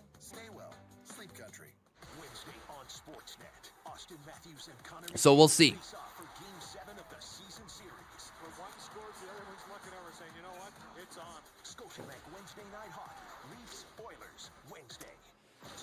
But I hope you guys are enjoying the show here so far tonight. If you are, please make sure you leave a like on this video. Also making sure you are subscribed. We got some more donations, so let's get around to them right now. After Paul Carpenter's 4-bomb, we got ourselves a 12-bomb from Jason Barker. I think I already rolled this. I might be wrong. Oh well, I'm still gonna dance. Who cares? We get 2.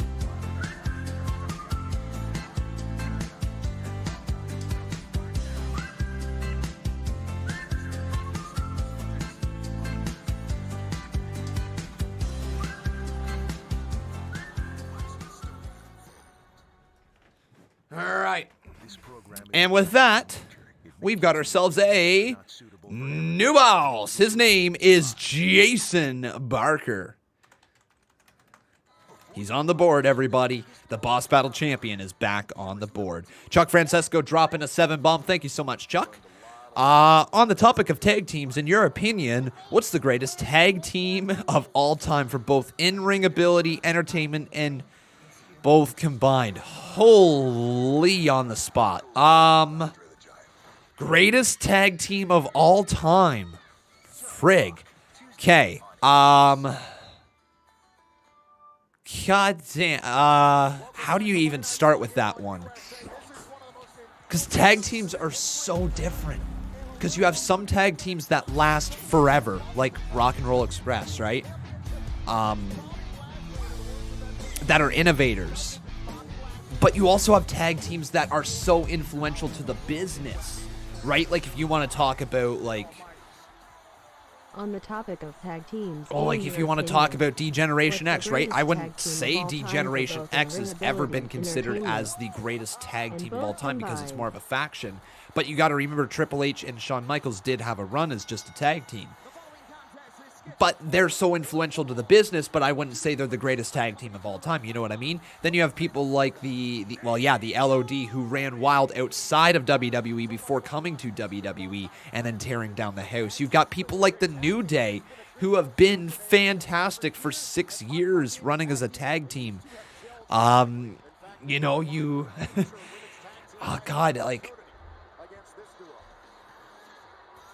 I don't even know where you begin. The Hart Foundation.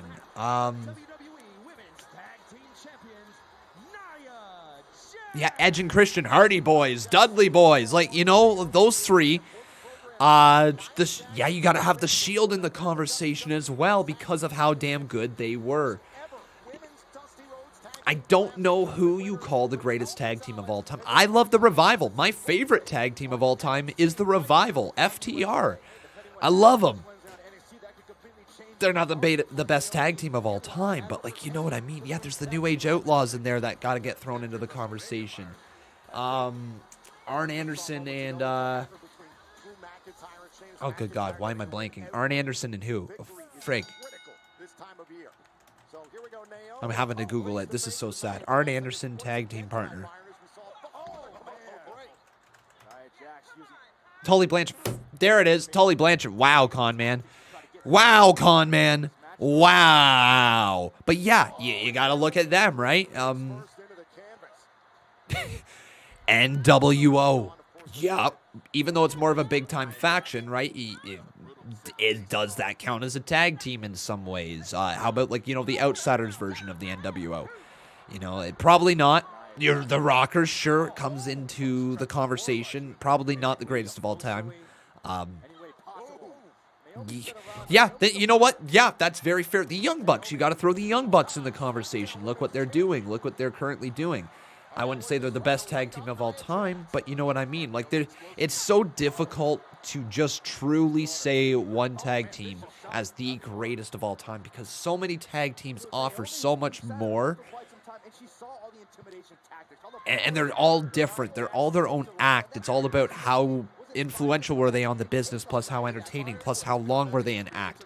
As opposed to, say, somebody like you, say, like Stone Cold Steve Austin. Well, you're focusing on one person, and Stone Cold had an amazing run, being, like, obviously the WWF champion, then going into being, like, tag team with Kurt Angle and the stuff with Vince McMahon and all of that stuff, and it just... He's one individual character, but you can look at his entire career and say, okay, this is how influential he was to the program, yada, yada, yada. But tag teams, so difficult. So difficult to truly say this is one of the greatest. This is the greatest. Everybody's going to have a different opinion. You can probably figure out a top 5 that a lot of people would collectively agree on. But I don't know how you even talk about the top one. I don't. Sure, Steiner Brothers, Brothers of Destruction, Beer Money, sure. Bullet Club, yeah, like, you know, Arn and Ole Anderson, there you go. Yep, Chavo, Eddie Guerrero, okay. Oh my God, no, Nia, one-handed choke slam bomb, are you kidding me? 2. Nia Jax just squashed Naomi. Frig. That's over before we could even get the polls up on the screen. Before we could even get the photos on the screen. Why? Freaking Nia. Well, that sucks. That sucks.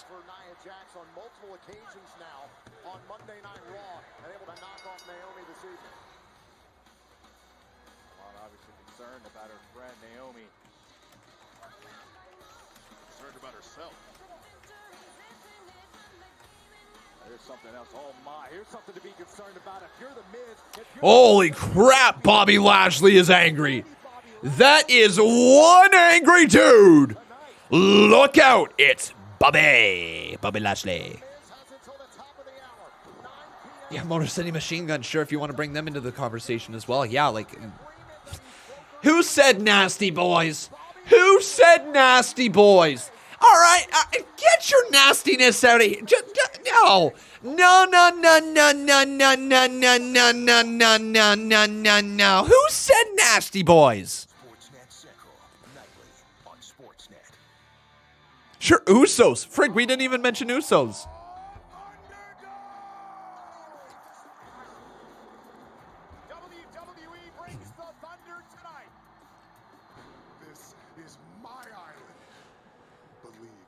You know what's crazy, though, guys, is it might be the Rock and Roll Express.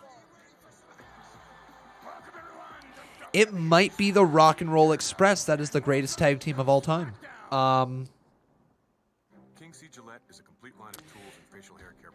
In terms of just, like, actually what their careers were, what they accomplished, how revolutionary they were, how entertaining they were.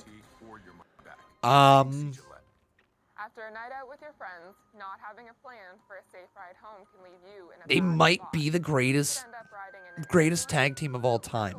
They might be. How many promotions did they span? They spanned across... Well, so they had their career from 1980. 1980. And they ran through together as a tag team. Were they always a tag team? Did they ever break up? See what's going on there? Spice Face. That's the new spicy Szechuan McChicken. And that's the ghost pepper, the spiciest of all. Try all 3 before our hottest are gone. Best tag team ever is Ever Rise. Sure. Did they ever split up? I actually don't know, guys. Somebody who followed the career of the Rock and Roll Express. Did they ever split up? Freebirds. Yeah, you got to bring in Freebirds. I mean, the whole Freebird rule, right? No, they never split up, eh? Hey, all my friends up in Canada, what's up? It's me, your buddy, your pal, Scott Stanford, back with another WWE News Slam. Folks, I've got some exciting news for you guys. The final stop on the road to WrestleMania. The Bushwhackers? No, they never split up. That is just absolutely incredible. Yeah, if I had to give a actual answer, again, I'm still sticking with what I said, right? Like, absolutely, it's difficult to determine who the greatest tag team of all time is due to just a multitude of reasons that I talked about earlier, but Rock and Roll Express might have to be. Demolition, yeah, we did mention them. The Demolition definitely, or not Demolition, sorry, what the hell, Dudley Boys. Dudley Boys have to be in the conversation, for sure. What they did revolutionized the business, there's no question about it. Themes that are not suitable for everyone. Viewer discretion is advised. Rhea. Oh, is it going to be next week? Harlem Heat. Yeah, got to bring them into the conversation as well.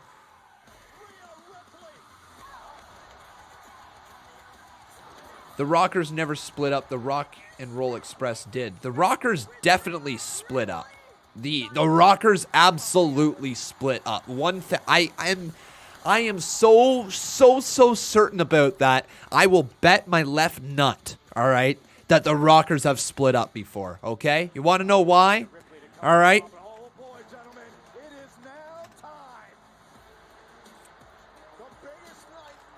You want to know why? Because this is one of the most infamous moments ever in WWE.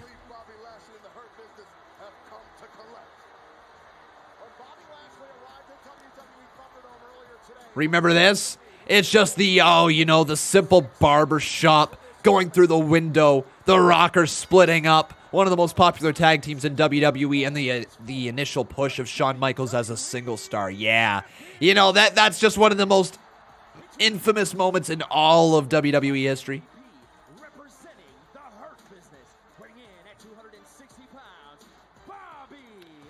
But it's time for the WWE title. Are you guys ready? Give me a hell yeah in the live chat. So who will win? It's either going to be Bobby Lashley.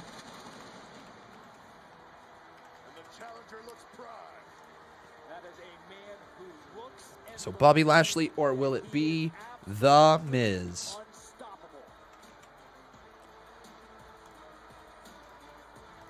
So get your votes in there. Vote Bobby, vote Miz.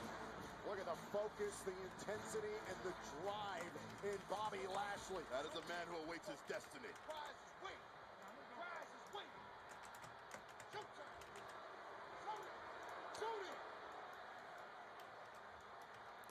Here we go.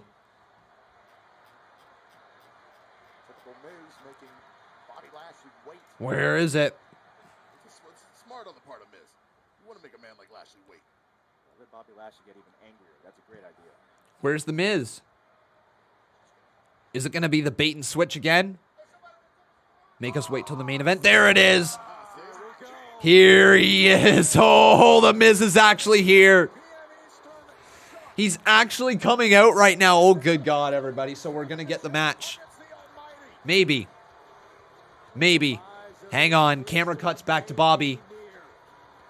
Bobby's just getting ready. Hang on.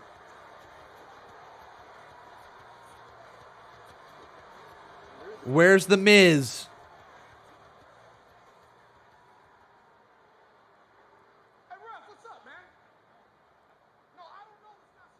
Oh no, the Miz, is he hurt? Miz, you better have a damn good explanation for why you're not in that ring right now. He's sick, clearly. What do you mean he's sick? I can't make it. What are you talking about? I'm cramping up. I'm cramping up. Stomach's in knots. I'm puking all day. It's coming up both ends. Look, I can't. Oh. Is that going to push it to the main event? Doctor said it's stress related, I swear. He's scared. He's got to fight Bobby Lashley, and there could be something seriously wrong with him. Adam, look, you know me. Listen. You're the WWE champion. I know how you're feeling. I know what you're going through. Bobby's pissed. Here comes Bobby. Bobby's going to get the Miz. Bobby's gonna kill you. Bobby's gonna kill you. Get the title. Look, I've endured. People laughing at me. Probably laughing at me right now. Look, I can't. I just need a little more time. Give him some more time. Gives him some more time. He wants more time. Oh no, Bobby! We're gonna have a match, please. And I'm gonna beat your ass for that WWE title. Holy crap. Hey, somebody get a towel.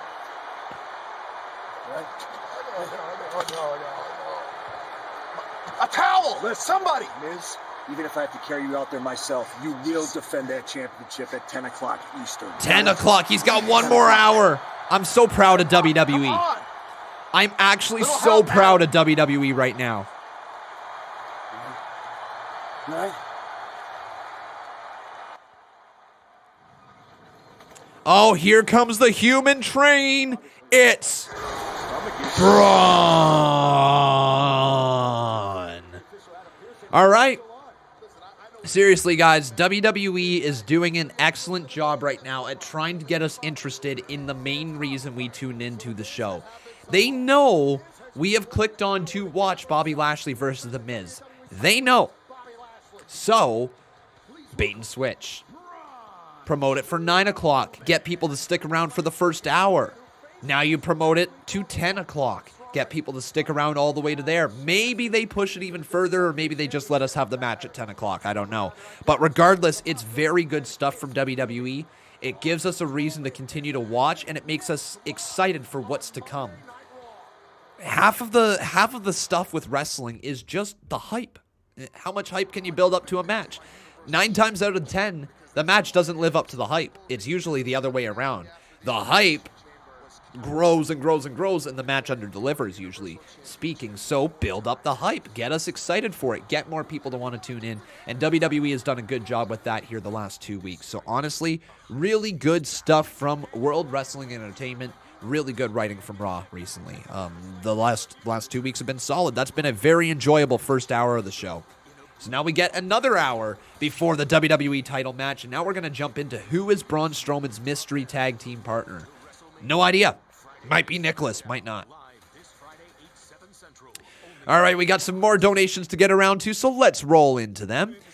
So after Chuck Francesco dropped that conversation right there for the tag team, we got ourselves Retro Demand dropping a 5-1. How you doing there, Retro? He says, I got a sweater. Nice, man. Thank you so much. He says, now, when I see your sweater, I will be reminded that you got me through lockdown, and this is my way to say thank you. Retro Demand, I really appreciate that, buddy. I'm so glad that I could be there for you throughout lockdown. I'm so glad that I gave you something to watch every single week. So thank you so much, my friend, for your support. I hope that sweater arrives soon, and I hope you enjoy it, buddy.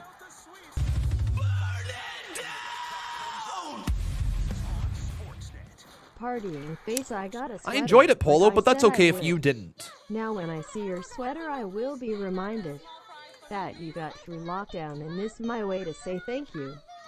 Who do you guys think the mystery partner of Bobby Lash or of Braun Strowman is going to be? Who do you think is going to be the mystery partner? And a steel cage match just got announced for SmackDown. Jey Uso versus... Is it Jey Uso versus Owens? Or what is it? Hang on. What is that steel cage match? Daniel Bryan. Right, Daniel Bryan versus Uso. Daniel Bryan, not Kevin Owens. That's what it is. There it is. Bryan versus Jey. Cool. Spring driving is here, and the countdown to luxury has begun at your local Cadillac showroom. Aleister Black to be the mystery partner? Experience the iconic style and bold Be nice. Be nice to get him back on TV. I don't see it happening, unfortunately. reward yourself and move up to a Cadillac. Rebecca Helfrich says she's enjoying her time off. That's good to hear there, Rebecca. Good to hear. And now let's roll this 5-bomb from Mr. Paul Carpenter.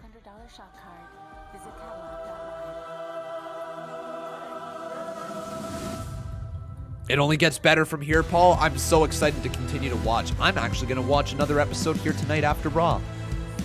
Becca's going to be in bed. So, like, literally. Leg that pay-per-view is great with the NWO versus Sting, Macho, and Luger. It only gets better from here. Yeah, like, literally, Becca and I have just such opposite schedules right now.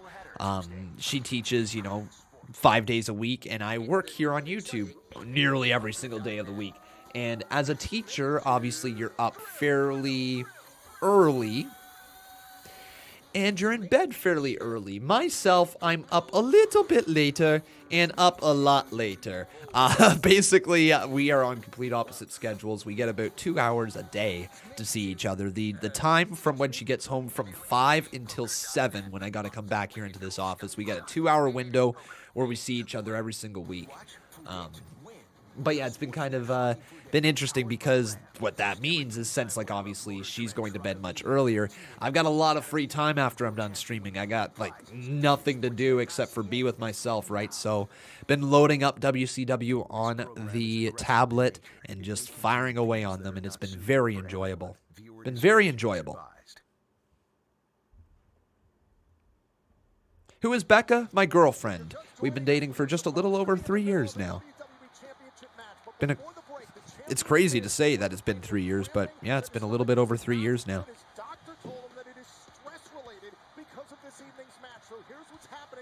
Hey, botch guy. We got a botch alert here in the live chat. Can we get a botch chant? Botch, botch, botch, botch, botch, botch, botch. How you doing, man? Good to have you. Oh, here's Braun. Blatantly clear here. For months and months now, it's obvious that Adam and Pierce and Shane McMahon have something against me. Is it? First, I get suspended for headbutting Adam Pierce. Yeah? Then I'm excluded from the Elimination Chamber match on some kind of stipulation that I wasn't a former WWE champ. Yeah. But let's be for real. I sat at home and I watched Elimination Chamber. Without the monster among men in it, it sucked. Nope. I actually had a great time. Braun, you suck. Now I'm standing out here because I have some tag match that I just found out about. I don't know who my partner's going to be, and clearly Adam Pierce and Shane McMahon are running around here somewhere. They're totally building towards Shane versus Braun, aren't they, guys? Wondering what's going on. I don't think they understand. This is really starting to piss me off, and if things keeps going the way that they're going, it's going to get really. Well, speak of the devil. Here comes Shane O'Mac. You guys ready? It's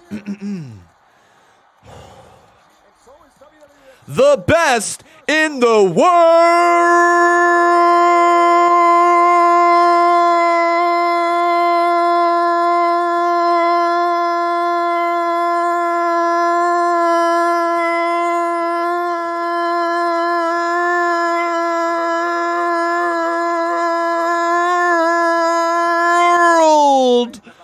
Shane McMahon.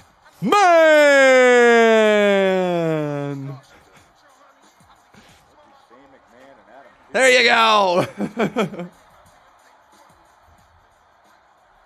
All right, here's Shane. Relax. Chill out a second. Huh? Relax, man. Braun, we're not out here laughing at you. No, that's not the case at all. But we can see, Braun, that clearly your inability to reach your own personal goals. Well, wow, Braun, that's shall we say you're a little messed up about that. Ooh. Okay? You're a little angry. You're a little upset. So, Braun, I'm not here to help you. Okay? It's one of the things. Ask Adam. I help a lot of people, actually. Matter of fact, I'm helping myself. Currently, helping myself, taking a few MBA courses, making myself a little bit better. And one of the courses I'm taking, I find the subject matter fascinating. And that is, it's all about conflict management. Conflict management. And within conflict management, and reading through the text, which is way above your reading level, Braun. Oh! Hey, I'm just kidding. It's a joke. Just relax a little bit. In the subject matter, in summation, the key to conflict resolution is communication. Okay. And that's what your tag team match is all about tonight, Braun. It's all about it. So you think Adam Pierce made your matchup tonight? I'm out here to tell you that it wasn't Adam, it was me. Oh. Because, Braun, it doesn't matter who your partner is. I knew in order for you to resolve this conflict resolution, you needed to work with WWE management. And the only way to work with WWE management is to force you to work with WWE management. And that's why you are tag teamed up in a match tonight with WWE management. Shane? What are you trying to say, Shane? Are you going to be my tag partner tonight? Let's not get ridiculous, Braun. Okay? No, not be ridiculous. Okay. One of the things, and quite frankly, Braun, thanks, as far Beersy. as I'm concerned, the only person that I know you have any conflict with in WWE management is also going to be your tag team partner tonight, which is Adam Pierce. Oh, Adam Pierce didn't expect that one. Adam Pierce is the tag team partner? That sucks. That sucks. Come on, relax. Don't be so myopic in your thinking. Okay, you have no idea his tenure here, how skilled Adam Pearce is in the ring. He's proven himself. Adam Pearce is like, oh you boy. guys can do great things in this ring if you guys work together as a unit, looking the same way. Well, I'll tell you what, part of conflict resolution, Braun, is also some other thing, and allow me to sweeten the pot for you both. How about tonight, the two of you team up to compete for the Raw Tag Team titles? What? You know, Shane, that doesn't sound that bad. But I promise you one thing. If Adam Pearce screws this up, he's gonna get these hands. Freaking Braun, man. Freaking Braun. Freaking Braun's just a sack of potatoes sometimes, man. Botch guy says, did anybody else think it was going to be Vince McMahon? Can you just imagine? Just, your mystery tag team partner is going to be No Chance. That's what you got. I don't know the lyrics. No, I don't. I could Google them, but I'm not gonna do it. Puppets. No, I don't know the lyrics, cause you got no chance. No chance in hell.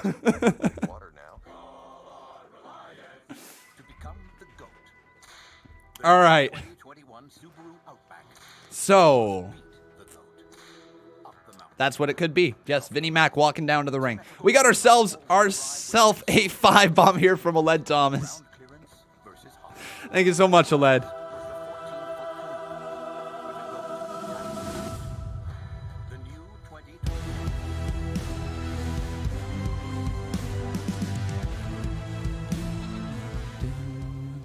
Would you be down with a Strowman and Tucker tag team? Yeah. Why not? Why not? Yeah, why not? Give them something to do. I'm also here for a Buddy Murphy and Wesley Blake tag team, a reuniting of the tag team from down in NXT, Blake and Murphy. I would be so down to see them reunited here because, like, man, they're both doing nothing. You might as well give them something. We got ourselves a 3-bomb over here from Ryan the Fave. Good to have you, man. He says 5 streams in a row. That's a record? You're damn right it is, man. Good to have you. All right, and then we got ourselves a 2-bomb from Paul Carpenter. Says Marty jumped through the window to get away. Yeah, he jumped, right? We're going to have to start calling you Paul the Brain Carpenter, just like Bobby the Brain Heenan, because all you be doing is making excuses for the heels. But yeah, tag team titles on the line here tonight. Hurt Business versus Braun Strowman and Adam Pearce. I really, really, really hope that they don't put the titles on them just to have the titles on them. You know what I mean? The Hurt Business deserves to have the title stay on them. Deserves it. They should put 2 of the biggest jobbers in the WWE together and have them upset and win the titles, similar to what they did with the B team. Okay, let's think about that. Who could those underdog people be? If you had to pick the 2 most undervalued, underrated underdog people in WWE, who would you put on a tag team to just have a random tag team win?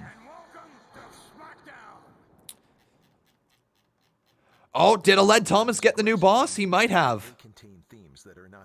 He might have. Yes, it looks like he did. With that, ladies and gentlemen, we've got ourselves a new boss. Drew Gulak and Ricochet? All right. Cesaro and Ricochet? That would be a fun tag team. That would be a really fun tag team. Cesaro and Ricochet? Cesaro and Aleister Black? Yeah, okay.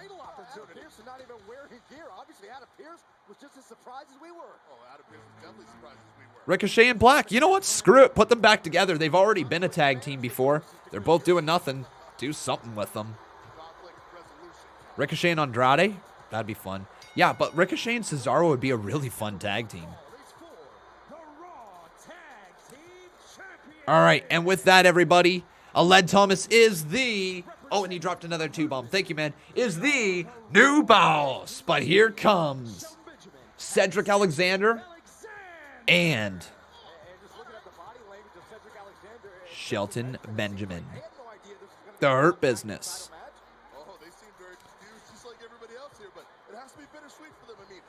So Shelton and Cedric.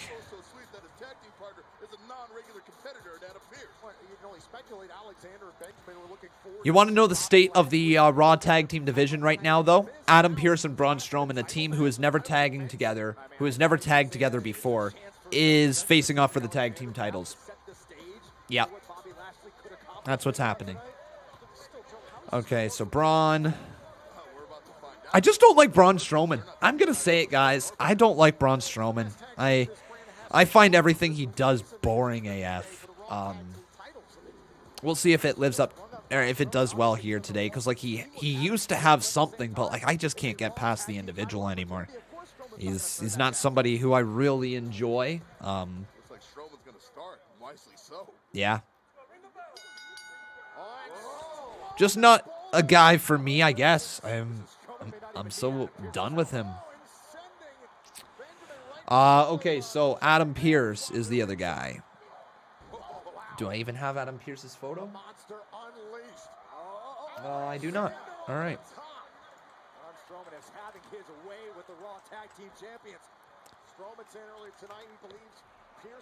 Let's get Adam Pearce's photo up on the screen.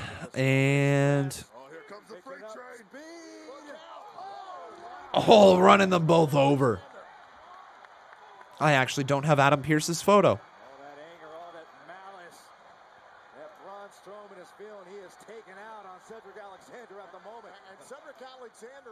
There it is. Oh my good God, we actually got a wrestling photo of Adam Pearce. All right, you guys ready? Look at that photo. Oh no, Adam. Oh no. All right. Cool.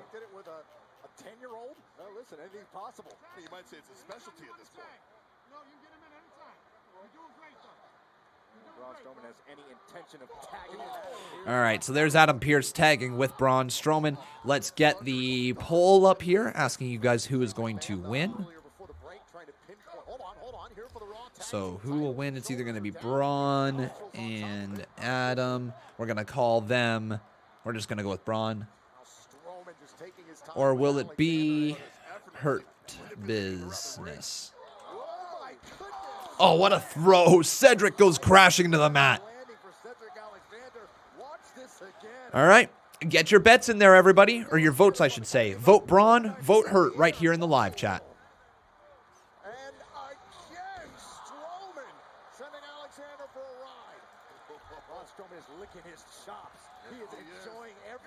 And now who will win this one? Braun and...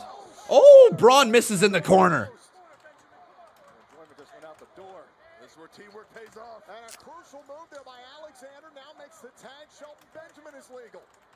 And now Shelton Benjamin tags out, and Cedric Alexander tags out, and Shelton with the knee. Now Cedric just hammers across the back. Working on Braun Strowman. Is Braun Strowman? No way. Braun just shoving them both off. Right hand to Cedric Alexander, but Shelton off the ropes. Shelton caught by Braun. Oh my. No. No. No, no, no, no, no, no, no, no. Oh, thank God, Shane. Telling him to tag. Shane basically stopping Braun from winning. He says this is over. Makes the tag to Adam Pearce. And Adam Pearce is officially in. Good. 2, 3. Yeah! It's over. It's over. That's what I like to see. Braun Strowman is lost. That's good news. Braun Strowman's a loser. Braun is a loser. Braun is a loser. Braun Strowman lost tonight. Get wrecked. Braun, you suck. Bye-bye. All right.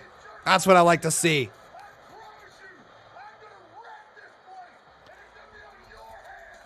Braun says, I promise you I'm going to wreck this place.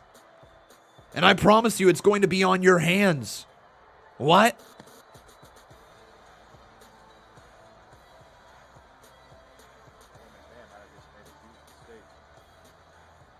What a threat from Braun Strowman. Says he's going to destroy this place, and it's going to be all on Shane's hands.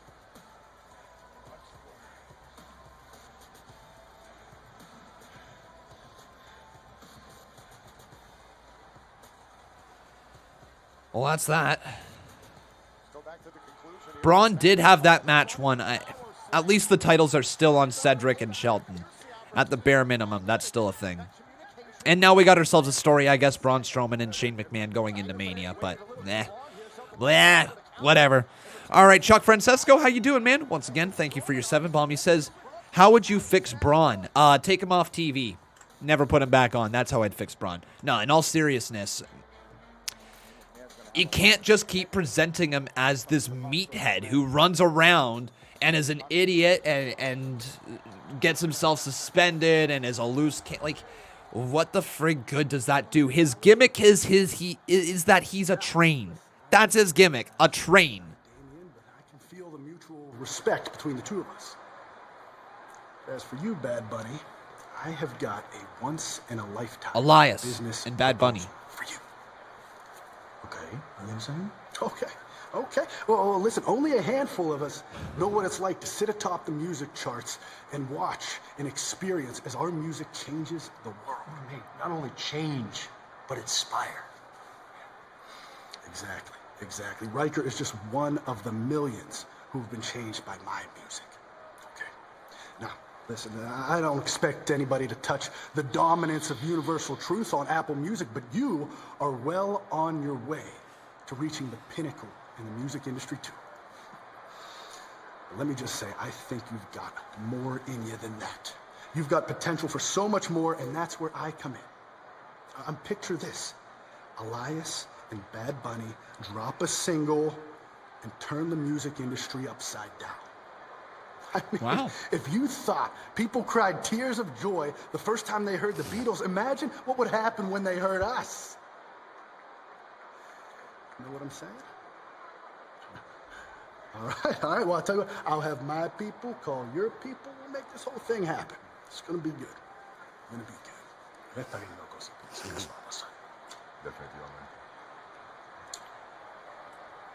He says, that's a no.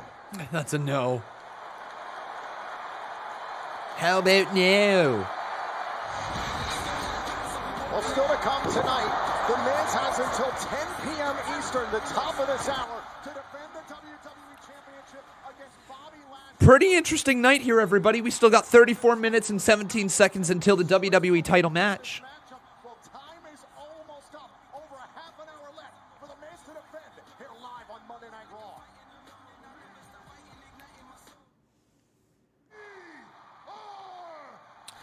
All right, we got the 7-bomb, though, from Chuck. Thank you once again, man. I appreciate that. And then we got ourselves 2-bomb right here from Jacob Toon. Says, I'm about to trigger people. AEW is really overrated. You know what, man? We can talk about it, okay? Because I don't think you're far off with it. But before I freak any AEW fans out, that's not to say that it's not good, right? Let's talk about this. How would you fix Braun? So, Jacob Toon says, once again, AEW is really overrated, and I got to agree to an extent. I do think AEW is very fun, and it's a very enjoyable watch. I do sometimes feel like the product is just kind of there, and it is just kind of spinning its wheels in hopes of finding something big. Just hear me out, okay? I know the stuff going on with Impact Wrestling and New Japan and all that is great, okay? All that is fantastic for the wrestling world. I do feel, though, like they came into this whole thing with the mindset that we are going to be the alternative to WWE, and people took that as we are going to be better and bigger, and just the fans treat it like it's better than WWE. And at times, you know, it feels like it's worse than WWE. It certainly feels like sometimes like it's worse than SmackDown. And it's enjoyable to watch. That doesn't mean that I'm saying that it's a bad show either. Or like, It's an enjoyable show to watch that has some moments that are like, oh my God, it's must see. And I do believe that if this pandemic hadn't had happened, the trend that we were on was AEW going up and WWE going down, right? They were both on opposite trends. And I do think that if the pandemic wouldn't have happened and we would have got that match with Matt Hardy, the Bloods and Guts match, and they continued to evolve from there, and then we got the New Japan crossover stuff with it after that, and Impact Wrestling crossing over, and all the stuff that happened with the pandemic. If there wouldn't have been those few months where it was just like them trying to figure out how are we going to do this show, if that didn't exist, I feel like AEW would be in a better position right now. They're also, unfortunately, in a position where they lost one of their biggest stars in Mr. Brody Lee. That didn't help their product either. Mr. Brody Lee was an integral part to the show. He was built around the mid-card, right? I think it's been entertaining. And I think at moments it has been the best wrestling show on TV, and at moments it's been the worst wrestling show on TV. I think it's just a wrestling show. You know, a wrestling show that from week to week we don't know for sure is it going to be the most amazing thing in the world. I think the match quality is always there. And I think that's one thing that AEW has over WWE is as of right now, it feels like the match quality and the overall vibe to the matches is much easier to just sit down and watch a single match than it is on WWE. And I think a lot of casual fans would be able to say the same. The overall experience of AEW is that it's an easier show to just sit down and watch. WWE is more of a world. You got to immerse yourself in this world entirely. You have to stick your whole head in there, and you got to be on Twitter, and you got to follow these people, and you got to know this YouTube clip, and you got to watch the bump, and you know what I mean? It's a world as opposed to AEW. You have AEW Dark, and yeah, you have BTE, but outside of that, you can literally get pretty much everything you need just from watching the show. Yeah, some of the storylines you feel like you're left out on because it's not only shown on Dynamite, but for the most part, you can just watch Dynamite, and it's a show that for 2 hours you get a lot of enjoyment out of. So I think you're right. It's probably overrated. I think a lot of AEW fans do rate it as being the best TV show that has ever happened, and it's not that. SmackDown's a better show than AEW consistently week in and week out. That's not saying AEW hasn't put on better shows than some SmackDown shows, but I'm just more of a SmackDown fan myself. Anyways, it's a good show. I think it's a little overrated. It's certainly not the worst thing I've ever seen on TV, and it's good. Yeah. This is an outrage. I mean, this is like if my good friend Tom Brady was somehow excluded from best championship performance at the ESPYs. It's ridiculous.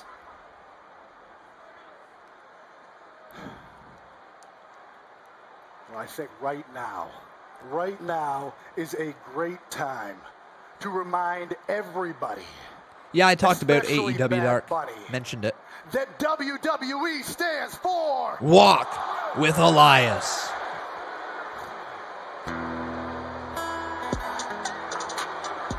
Thank goodness. Here comes Bad Bunny. Miguel Morales says, plus AEW is only a year in. Look back to ECW. It started in the same way. The only difference is they had a cable channel and ECW was on a local channel if you had it. I mean, I'm allowed to have my opinions about AEW as well as you're allowed to have your opinions about it. I think it's a good show, you know? Do I think it's the best show on TV? Hell no. No. I think they had some moments that are probably the most captivating stuff that has happened in wrestling for the last little bit that has truly got some people talking. But it hasn't really shifted the needle, you know? It hasn't really become that TV show that is talked about across the world. It is definitely a show, though, that has its good moments, and I think it's going to be around for a long time. Yeah, I'm a fan of what AEW does. I definitely am. And I think it's a good thing for the business to have another very competitive wrestling show like AEW. But I'm just not quite always invested in their product. I'm not always invested in the performers. It's good. It's not the best thing I've ever seen. It's good, though. But here comes Damien. And I got to admit here, guys, tonight's Monday Night Raw, the first hour and a half has been a big thumbs up from Conman167. I've actually thoroughly enjoyed this show tonight. What do you guys think about the first half of the show? Give me your rating down here in the comments. Remember, what we do with our ratings is we try to give it a rating, and then we got to adjust based off of the rest of the show that happens. So give yourself your initial rating, and then if you enjoy the show more as it goes on, you can bump up your rating. And obviously, if you enjoy the show less, bump down your rating. Right now, I'm giving this an 8.5 out of 10. I think this show has been very enjoyable so far.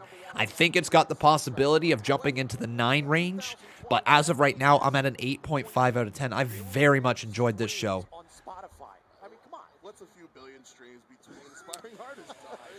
All right, so we got ourselves a little matchup right here.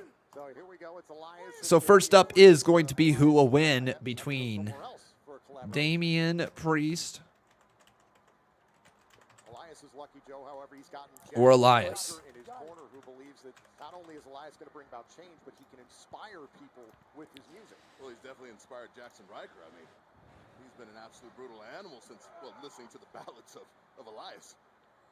Botch Guy says, Brian Alvarez literally just tweeted that this is the most dreadful Raw ever. Oh my good God. Funny how different opinions. You know what's really funny also is when you have a fan base like they do, a fan base that happens to vote the Fiend as the worst gimmick in all of wrestling. It's amazing what your opinions become when you're shilling out to an audience that really, truly doesn't understand the difference between a leg drag and a leg toss, if you know what I mean. No, it's so frustrating to see people crap on WWE. Like, seriously, what more do you really want from this show if you're watching it so far tonight? What more are you truly after with it that makes you say this is the most dreadful Raw? You know what I mean? Like, I'm not going to sit here and argue and say that it's the best show ever. But, come on. To sit there and say it's the most dreadful? What's wrong with it? Like, seriously, what is wrong with it? We had a barn burner of a match between McIntyre and Sheamus to start off the show. We had ourselves the countdown to the WWE title match. If that happened over on AEW, everybody would be hands up in the air saying, oh my God, this is the best thing ever. A countdown and then a swerve to the main event. Oh my God, insert the meme. Oh, like, you know what I mean? Like, what's really wrong with it? Nothing. Absolutely nothing. It would be great, like, yeah, sure. It would be great if, like, WWE wrote maybe a little bit better storylines, right? Like, if that was the case, if they wrote better storylines, sure. But with the show that we're getting right now, when you are sitting here watching it, I don't know what would ever drive you to say this is the worst you think it's ever been. Because it's not. It's not. You go back a month ago and you want to see some bad Raws. Take a look at a month ago. Take a look at 2 months ago. This is miles and miles and miles and miles and miles better than what WWE was producing for 6 months on Raw. Miles. And it's still not the best they can do. Right? And I actually enjoyed last week's Raw. I will say, last week's Raw suffered from the same thing this week's Raw is suffering from. That as the show continues to get closer and closer to that 10 o'clock mark, the show starts to drag on a little bit more. And we've said it time and time again. It's because 3 hours is way too long for a wrestling show.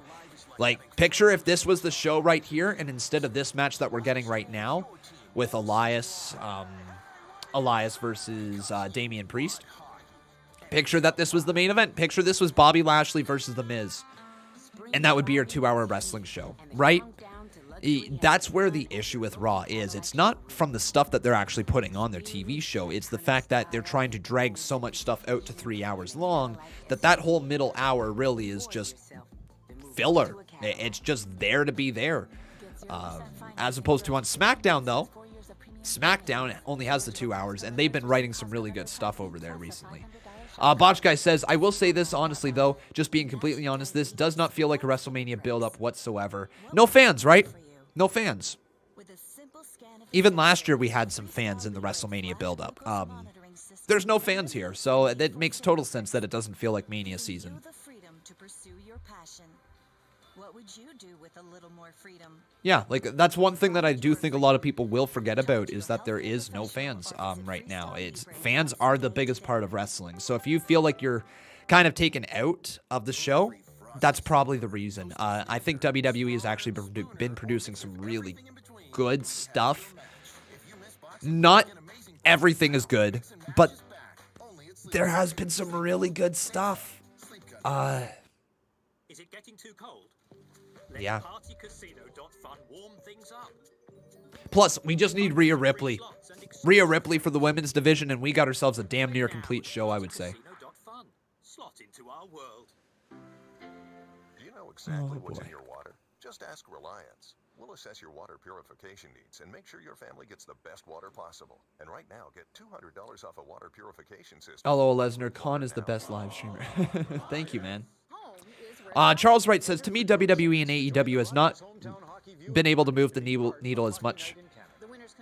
For me, both have been captivating, but both WWE and AEW are not all the way great, but all good. I feel like Raw, AEW, and SmackDown could be better. Absolutely. I do agree with that 1,000%. 1,000%. I do think that WWE could be better. I do think that wrestling as a whole could be better. I'm going to tell you guys once again the reason why it feels like it could be a lot better. Because we don't have live fans. And what WWE and AEW, even though AEW does have live fans, it's not the same, right? Like, it's not the same. Even though they got those live fans there, all right? It's not the same. It's not arenas full. It's not crowds chanting names and unison counting to 3, right? It's not like that. It feels actually very empty in the AEW arena. It doesn't feel like those fans' voices are able to reach the center stage and the microphones as much as we'd like them to. Anyways, what I'm getting at is just the fans will return. We will get ourselves live fans back, and wrestling will get its biggest part of the show back. The fans.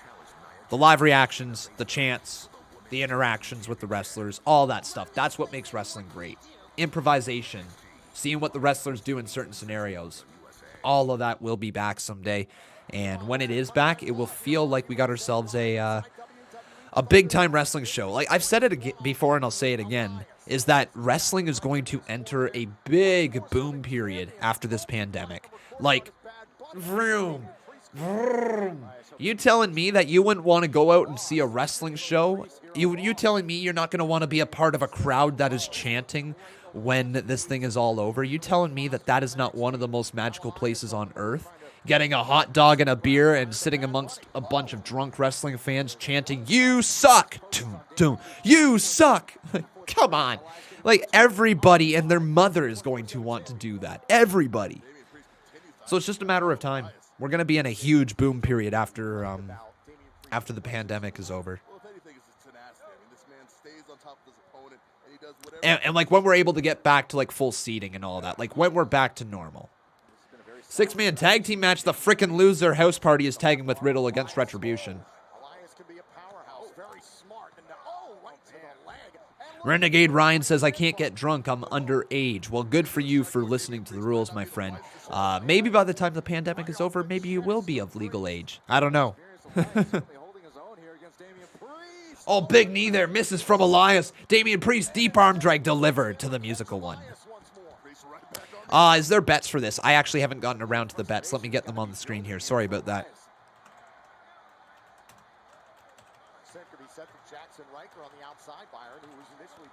So Priest, or will it be Elias? Much like we saw before the break. Sure. I mean, and obviously we've seen Elias and Jackson Riker have their communication issues from time to time. Oh, wait a minute. Using the distraction of the referee. Elias trying to turn this around. Oh, man. Oh no. Damien Priest's arm just got dragged over the top rope. But here we are, everybody. Make sure you get your bets in by doing either bet Priest 5 or bet Elias 5 right here in the live chat. resourceful of Elias to utilize that top rope to his advantage, and now Elias going to town on Damien Priest. The big Retribution breakup will be tonight. I don't think it's worth a video, though. It's not going to be a breakup here tonight. They literally don't have a clue what they're doing with Retribution, so they're just doing the infighting storyline. They have no plans on breaking up their jobber faction. Not a chance in this world. The jobber faction has been there to try to get all the baby faces on the roster as over as they can, and it's working to a moderate extent. They're not breaking up their jobber faction, though. Not a chance. Not right now.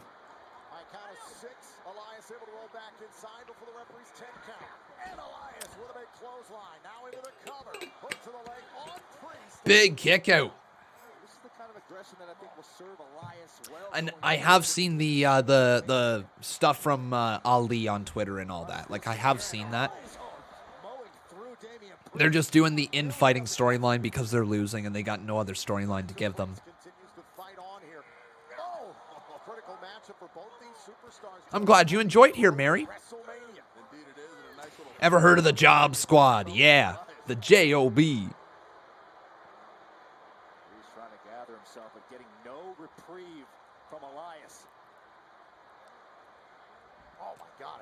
What a forearm, man. Oh, and there's a right hand from Jackson Riker. We got some more donations, so let's get around to them right now. Oh, by the way, Aled, did I get your name on the Boss Battle Championship? I don't believe I did. No, I didn't.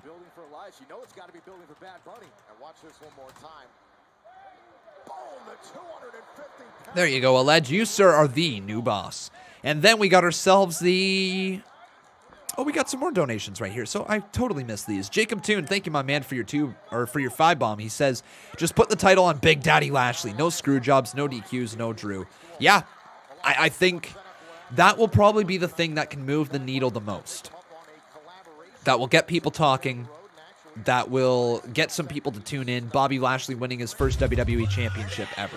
I think that might be a headline that will draw some eyes. On Big Daddy Lashley, no screw jobs, no DQS, no Drew. Is he Grady Dose? I just don't follow what culture does anymore. I legitimately can't do it with all the clickbait that they do. You know, to each their own. We got to do what we got to do to get by in this YouTube world. But I can't stand it when big YouTube channels clickbait. And by clickbait, I mean more so than just on the YouTube channel. I mean their website and their articles and all that stuff. I wish that they did better over there. I wish that they did better, but yeah.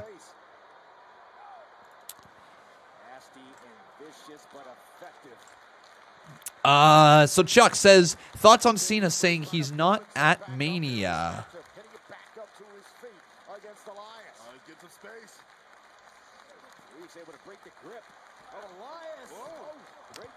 Just give me a sec, okay, Botch Guy?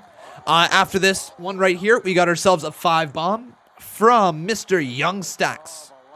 Young Stacks, how you doing, man? He says, do you think Bobby wins? It will set up Brock versus Bobby at Mania. It's definitely a possibility.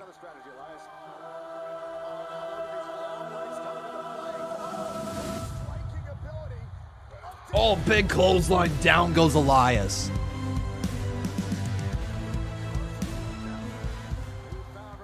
Do you think if Bobby wins it will set up Brock versus Bobby at Mania? Live forever. Boom. Nice shot. Into the corner again and just throws him down. The broken arrow. 1, 2, kick out by Elias. What a cool name for that move. That signature right there. The broken arrow. Now we got ourselves a 5 bomb here from Jason Barker. Thank you, my man. And this is what he's got to say. Chuck, I didn't miss yours. You said thoughts on Cena saying he's not at Mania. I don't buy it. 2, kick out by Priest. Priest now, what is this? Priest trying to go into a cover. Priest. My version of normal is walking into a grocery store. That's a bit of a botch. Oh, Priest gets shoved out of the ropes. Getting yelled at for it. Full capacity in arenas. Freedom.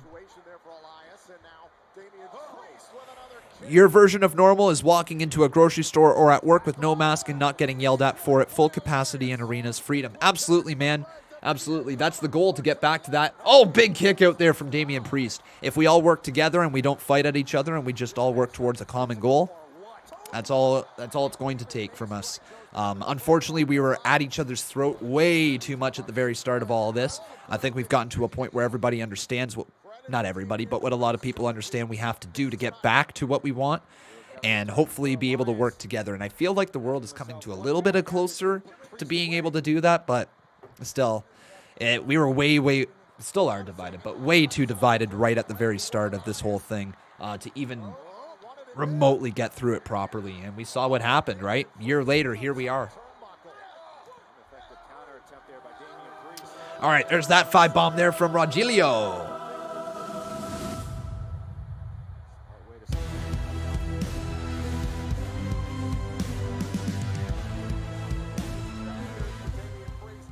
Who do you think should be the first person slides to down. come There's up a with chop that to the when jaw. possible?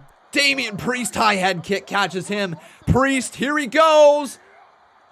Archer of infamy. Just hit the lights. 1, 2, 3. There you are.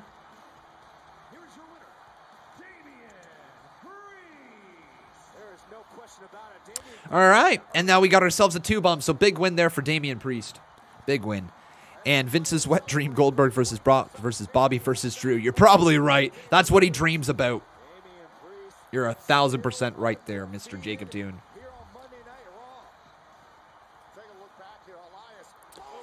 But with that, everybody, we've got ourselves a new boss, and his name is Jacob Toon. Thank you so much, Jacob. One-time boss battle champion. There we are.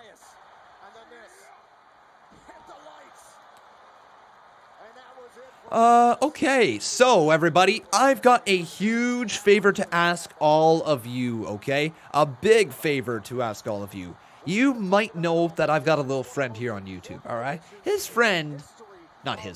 name happens to be the Botch Guy, and if you guys have never checked out the Botch Guy before, you need to, okay?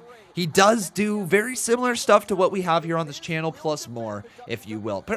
Not exactly like this. He does more videos, though, covering botches and giving his reactions to you guys. So if you want to check that out, be sure to check out the Botch Guy's channel, okay? He is getting so close to 69K subscribers, and you know we want to get him to that very immature number. So everybody, go on over to the Botch Guy. Make sure you check out his channel. Give him a little subscription if you have not done so. He's my friend, and we do videos, we do predictions, stuff like that here on this channel. And we also have something new, me and the Botch Guy coming together.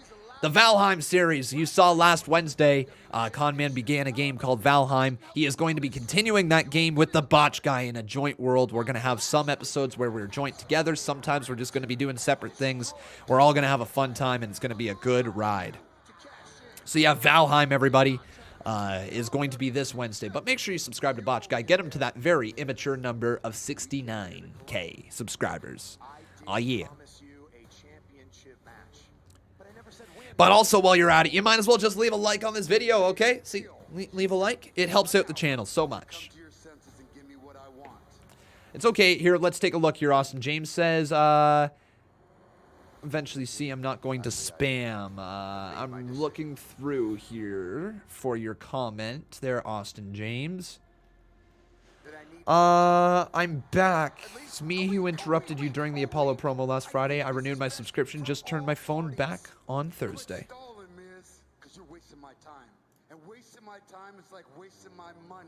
All good there, Austin.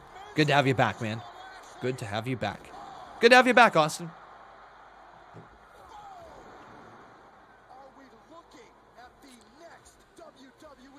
What is one unpopular opinion that you have about wrestling? And can you explain why you believe that blading shouldn't be in wrestling? I don't know if it's unpopular or not, but I think blading is so...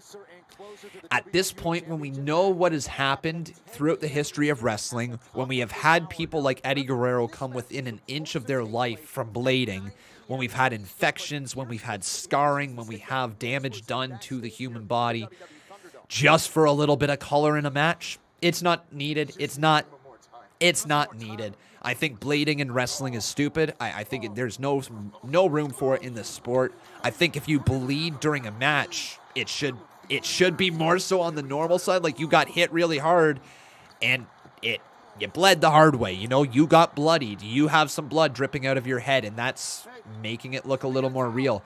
The stupid little cut, I'm sorry to any wrestlers who love, or any fans who love blading, okay? But anytime you just see the stupid little cut on their forehead and the blood is pouring down and it's just always from the same area, and you, at this point in 2021, it looks more fake than it looks real. And I'm never been here for it. I don't enjoy it.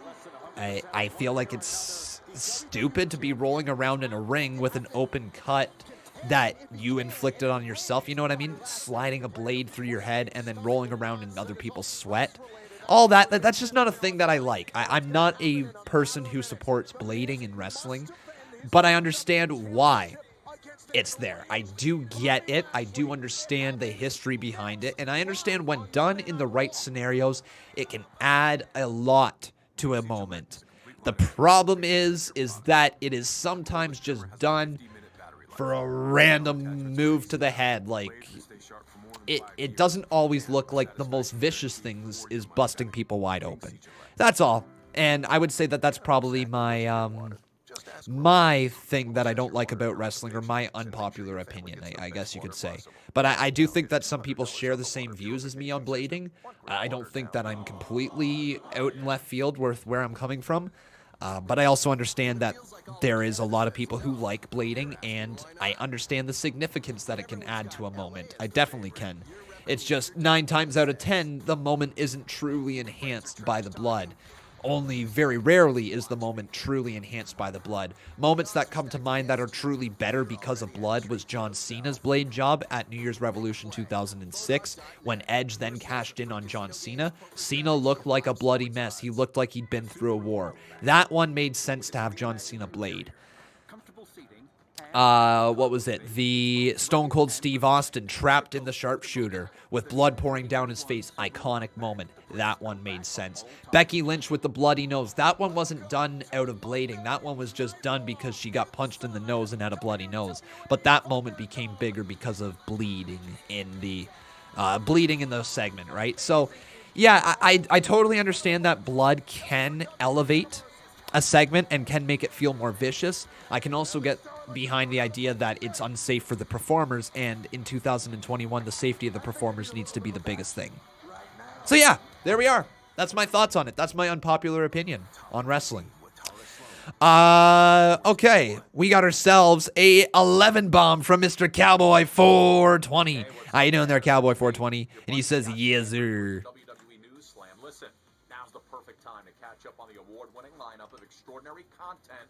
Thank you, man.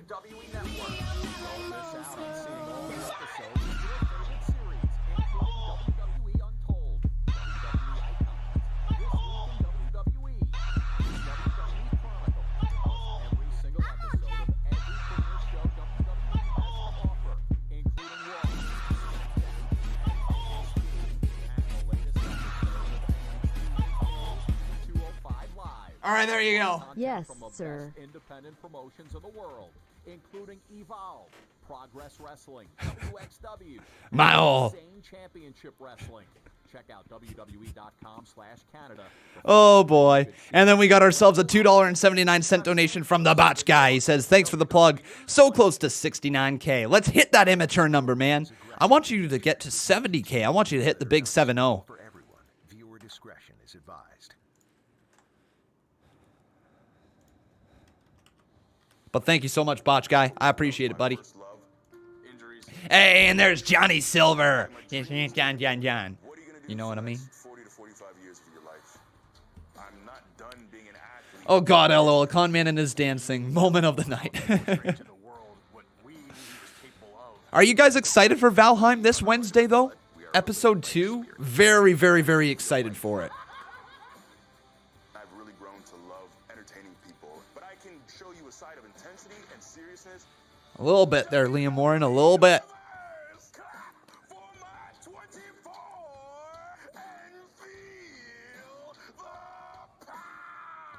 Let's see what's next. Oh, thank you so much, Jacob Toon. Says you deserve that for this dance. Oh, come on. I deserve that. I deserve this. I'm going to be put through hell for that dance. I mean, I know it was cringy, but come on. You're going to put me through hell? Oh.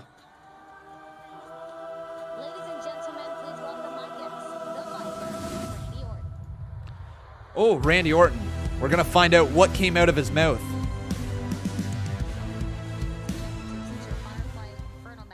You deserve this for that dance. Lucha, lucha, fried shrimp, fried shrimp, fried shrimp, lucha, lucha, pizza, pizza, pizza, lucha, lucha, pretzel, pretzel, pretzel.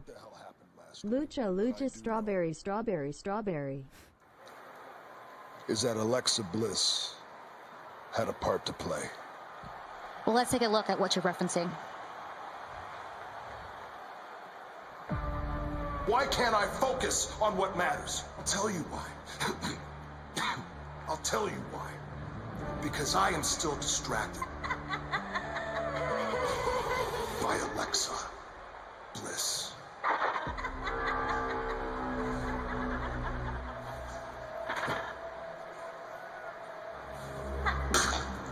That was so weird. The freaking black sludge out of the mouth.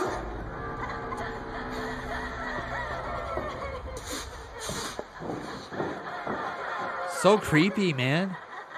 Like, what the frig? Not in the right way either.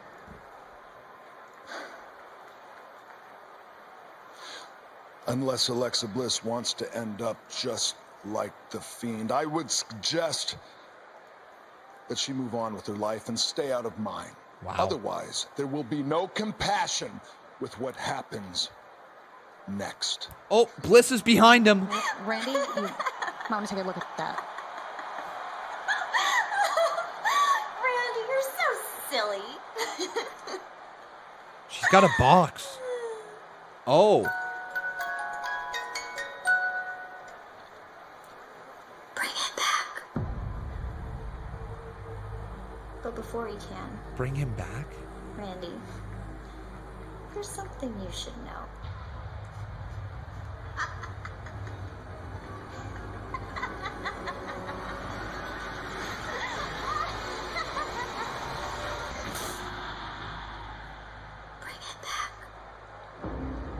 Bring him back? Oh my god. The frig is this?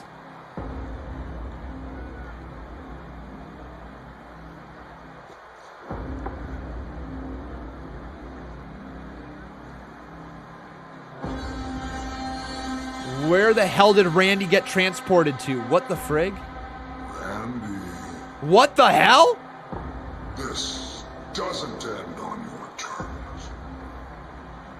Soon, you will come face to face with everything that you have ever done. What? Face to face with everything you have ever done. Oh my god, we're gonna get a Firefly Funhouse match at Mania. Oh no.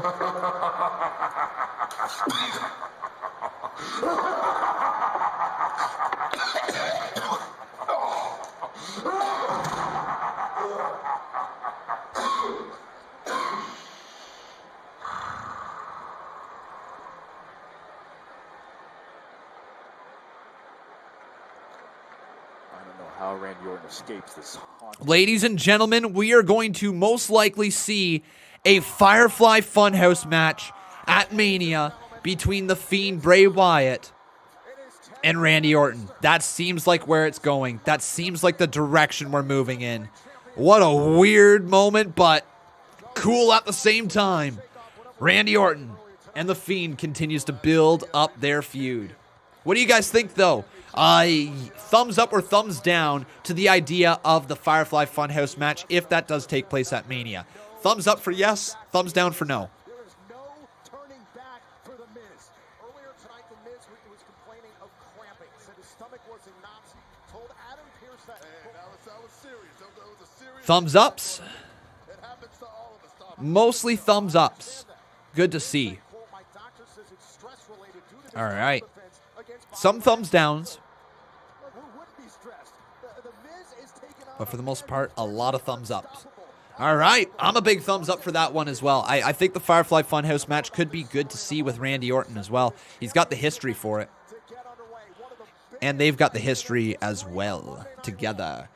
All right, we got ourselves a donation of 5 bomb right here from Jacob Toon as The Miz is set to defend his WWE title. Are you guys ready for a WWE title match on Raw?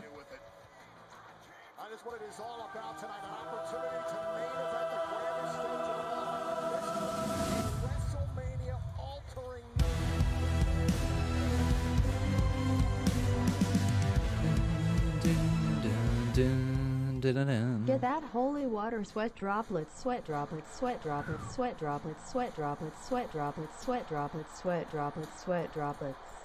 Dun dun dun boom dun dun dun dun dun. All right, here we go, everybody. We've been waiting for this match since the start of the show, and it's here. It's time for the WWE title to be on the line. Just think about this. Bobby Lashley has had another hour to add fuel to his unhinged fury. All directed at that man, the WWE champion.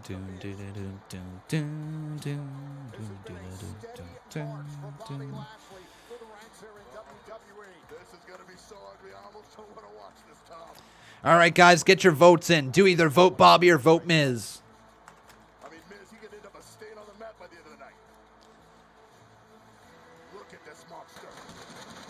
He's ready for the WWE title. It's been 17 years. 17 years. This man is ready for it. The WWE champion, The Miz, is Bobby Lashley. Is this the moment that Bobby Lashley has been grinding towards his entire career? This one's, a lot of people say it's going to be a DQ. Might be. The following content. Look. You're a professional. You're a professional. I'm a professional. Let's talk about this. Whoa. MVP. You're in the business. You're in the hurt business. You want to talk business? Let's talk business, okay? 17 years. 17 years. This man has waited, has yearned, has deserved to be WWE champion. But this isn't the stage. Right here, right now, this isn't the stage, MVP. He wants it at Fastlane.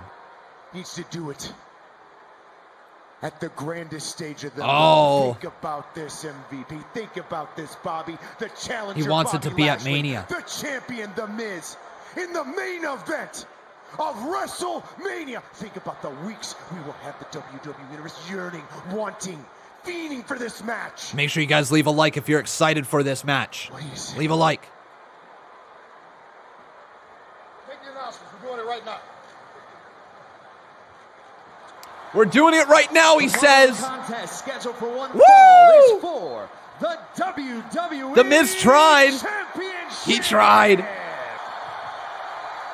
Introducing the challenger, accompanied to the ring by MVP, representing the Hurt Business, Bobby Lashley.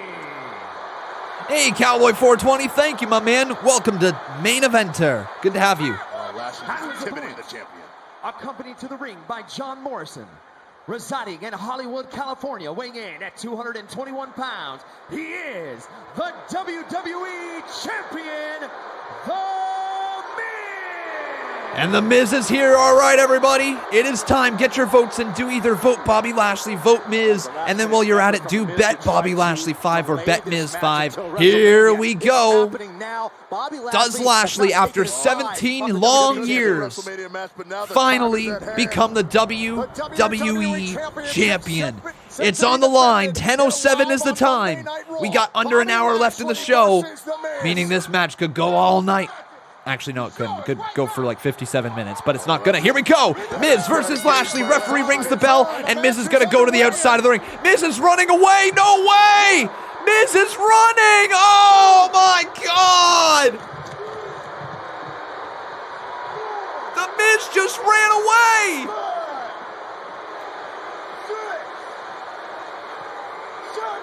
Are you kidding?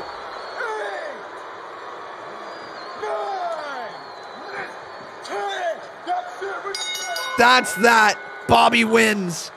The Miz has been counted out. No, you can't. That's twice, man. But Miz retains the championship. Here's your winner by countout, Bobby Lashley. Ho, ho, ho. But he's not the WWE champ. However, still your WWE champion, The Miz.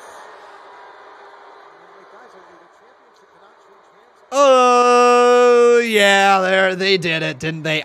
Okay, I've got an idea before we all get mad. I feel like this match is going to still happen tonight. I feel like it's going to be the main event. I feel like they're really building up Bobby Lashley to win this title. I feel like it's going to happen still here tonight. Like Miz ran away or something, and he's going to run into like Adam Pearce or somebody backstage who says, you need to get back down to the ring because you're competing in the main event with no countouts, no disqualifications, falls count anywhere, or something like that. You know what I mean? They're probably going to do that for the main event because we got nothing built up for the main event here tonight. So I still feel like we're just getting it pushed further back in the night. I feel like we're still going to get it. I feel like they're just playing us right now. I don't know why. I feel like tonight we're still going to get that match. What do you guys think? Do we still get this match tonight? Yes or no? Let me know in the live chat.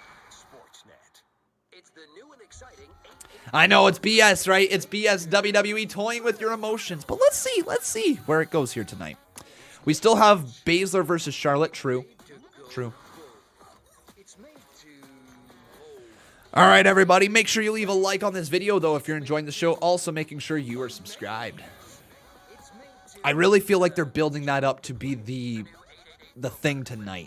I don't know why, though. I might be incredibly wrong on it. It might just be pushed to Fastlane. It might be pushed to next week or something like that. But I feel like Adam Pearce is going to catch Miz running backstage and be like, no. We got a main event, and you are going to still wrestle in that main event. Because he tried to get out of it earlier here tonight already. This is now the second time.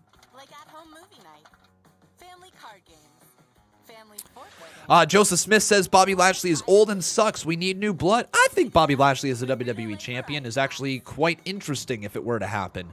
Yeah, he's a little bit on the older side, but you can't argue this, that this is the best version of Bobby Lashley ever. This is the Bobby Lashley that looks like he can belong in the WWE title picture. This is the Bobby Lashley who is ready to have the title on him.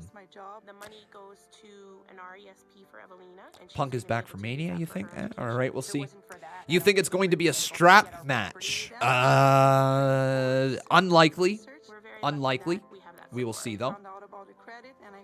I was eligible. Having the sense of security for both of us is really important. Find out if you qualify at canada.ca/everydollar-counts. A message from the government of Canada. Well, so far, though, I've actually enjoyed tonight's Raw. What do you guys think? I was still, or not still, I gave it an 8.5 rating, and I think I'm still at that 8.5 rating. Now, if we don't get the actual follow-through of the match between Lashley and Miz tonight, that will drop my rating down, okay? It will.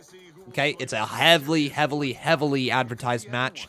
I would like to see it actually go down, but we'll see what happens here. So if it doesn't happen tonight, my rating will drop at least a 0.5 of a point, if not a full point, due to the misleading nature of this show.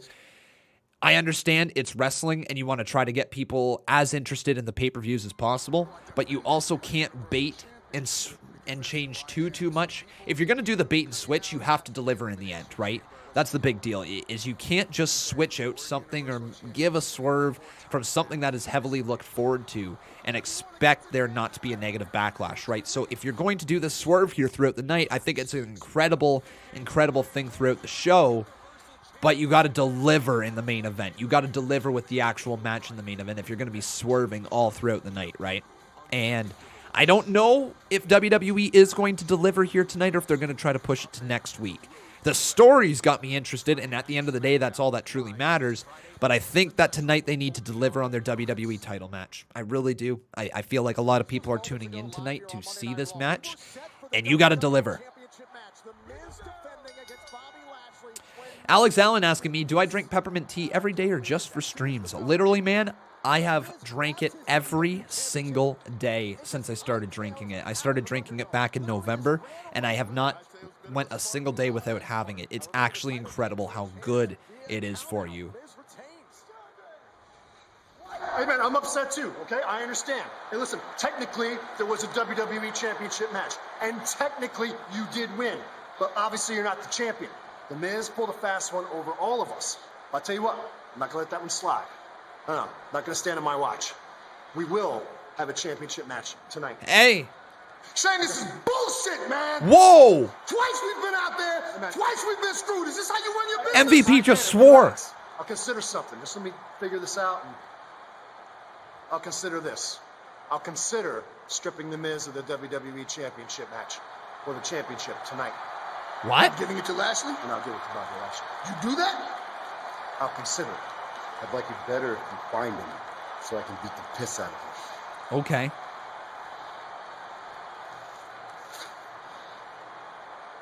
Start looking. Listen, MVP Okay. and Bobby Lashley have every right to be livid. This is ridiculous. I'm so here for that. I'm so here for that. They had the idea that there's a WWE title match tonight.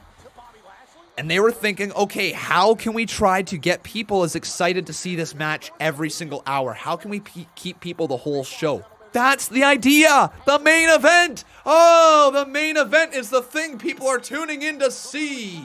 So deliver in the main event. And it sounds like we are going to get we're going to get Bobby Lashley versus The Miz for the WWE title here tonight. I don't know for sure if that is going to happen, but it certainly sounds like they're considering it, that is going to happen again. And I'm here for it. You know, they kept us talking about it the entire night. And if you can do that, you have found a way to connect with somebody. Anyways, here comes the Queen. Let's get 2 claps and a Ric Flair for Charlotte Flair. Woo! See how the issues with her own father, Ric Flair, have taken a toll on her. That whole triangle involving Lacey Evans. It is imperative for Charlotte Flair to somehow find a way to get back on track. Remember last week it was Charlotte Flair who told Ric Flair to go home. Protect the last name, the legacy of the Flair family, and thought she could go out and do what she loves, compete in the WWE. And Charlotte, nice graphics. Definitely Jason Barker. So I'm going to be honest. The last few weeks have been an emotional roller coaster. I mean, I came back from being injured to legitimately be Asuka's tag team partner. I didn't want to be in the title picture. I didn't want to be around the Raw Women's Championship. Asuka has busted her ass. So you tagged with the Raw Women's Champion. Being an amazing champion. That's all I What? wanted. I wanted to be a good tag team partner and kick ass with someone that I respect. And somewhere along the way, I got tangled up with Lacey Evans and my dad. I told my dad how I felt last week, and he went home. But here I am today at Raw, thinking, we are 6 weeks away from WrestleMania. 6 weeks, the biggest show of the year.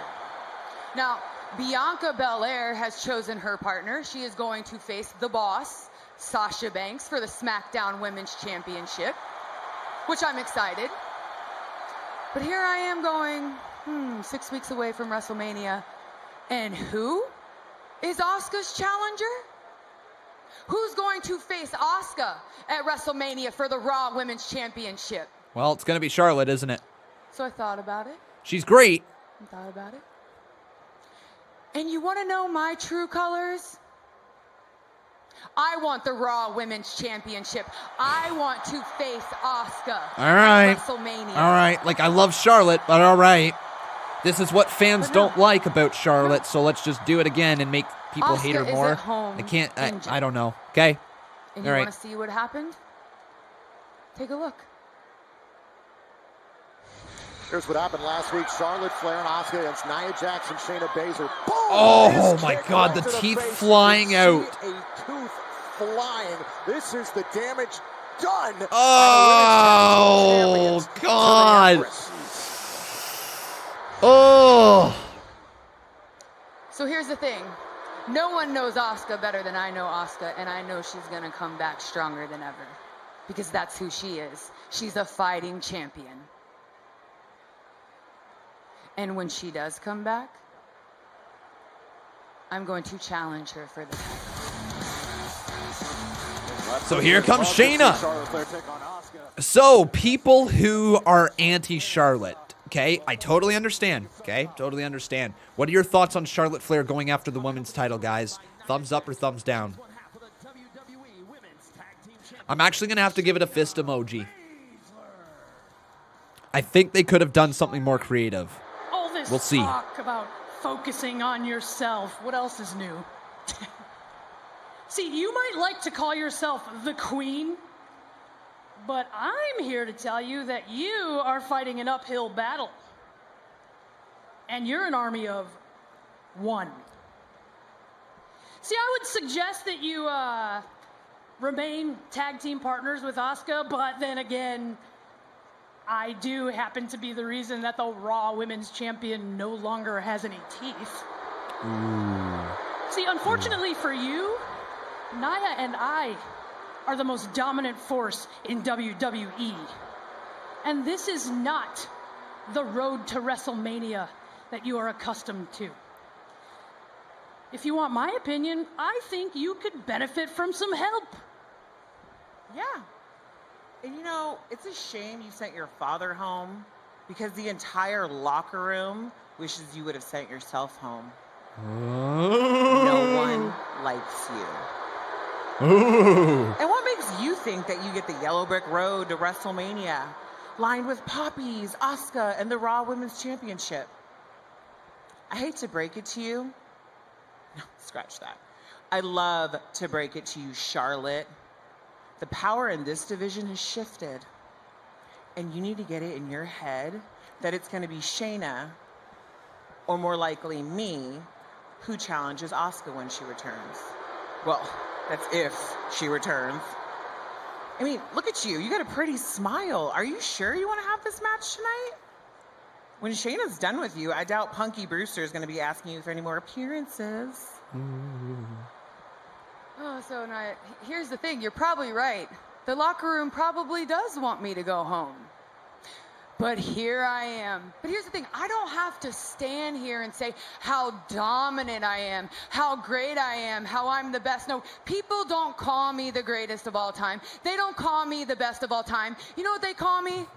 Simply Charlotte Flair. All right. Whoa. Okay. Looks like it's about to get heavy. Oh, Shayna stepping right up to the queen. Oh, right hand from Charlotte. Okay, we're going. We're going right away into this thing. Okay. Oh, Nia just bowls her over, though. The big Nia jerk. And now Shayna and Nia are just going to start stomping away here on Charlotte. Is Rhea going to come out? Hang on. Ripping literally the feathers off the robe. Throwing the robe to the side. And oh, good God. Beating her up. Charlotte Flair's in a lot of trouble. In a lot of trouble. Leg drop from Nia.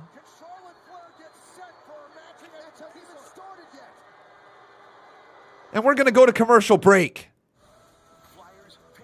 Wow. Virtual by Nespresso. Savor a new morning ritual. Innovative technology. All right, we got ourselves a 3-bomb from Jacob Toon. Thank you, man.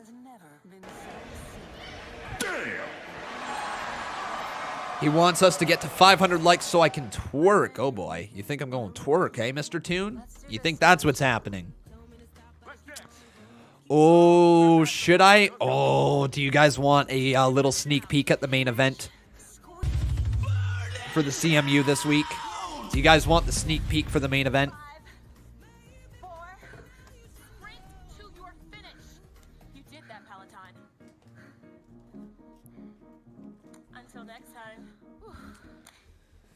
See what's going on there? All right. We got some people here That's the new spicy Szechuan McChicken.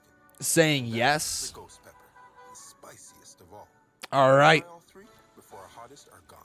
So, to the people who care, in our main event this upcoming week on the CMU for the 200th special edition of the CMU. It's actually not a special edition. It's just the 200th episode. But there you go. 200th episode of the CMU. The main event is going to be... I can't tell you the entire main event. I can tell you part of it. But it will be Raul Kapar, Botch Guy, and Christian Vega teaming together to take on the team of Steve Taylor, King of Fate, and a mystery partner in a tornado tag team elimination match. Only one team will be left standing. Who will that be? Big time main event in the 200th episode. Sure do. Because at Canada's Garage, the answer is always yes. It's kind of cute, huh?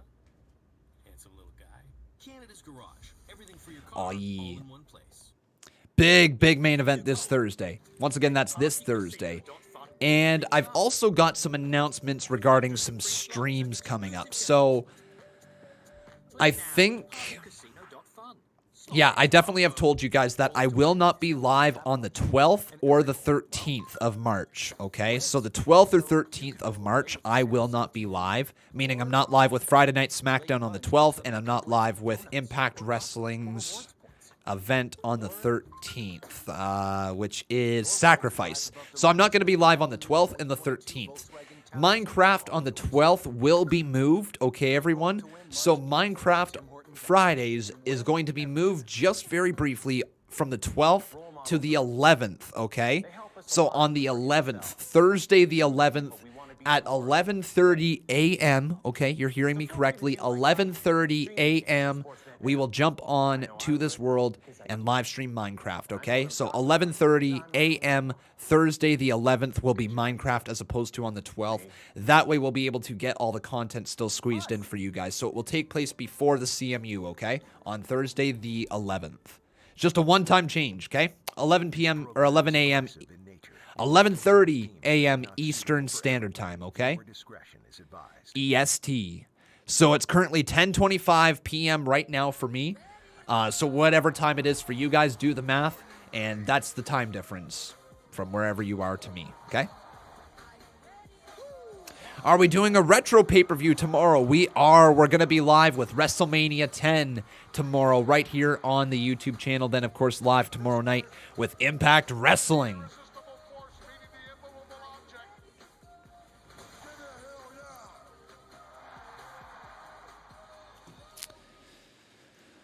We got some donos, though, right over here. So, Paul, thank you, man. And then Wolfpack Matthew Grantland drop in at 2 says, one half of the CMU Tag Team Champions is here. Yes, he is, man. Yes, he is.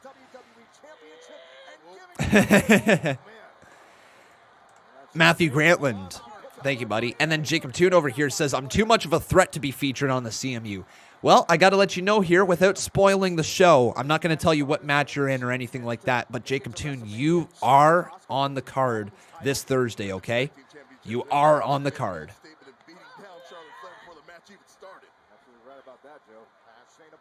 Atta Slade, he got a PS5. Nice to see. So let's get this going here. We got ourselves Shayna Basler. Shayna Basler and Charlotte Flair. Women's tag team title opportunity, presumably against Shayna Basler and Nia Jax. Naomi felt the wrath of Nia Jax earlier on this evening. Now Basler goes after Flair. Ooh. Face first into the canvas goes Basler.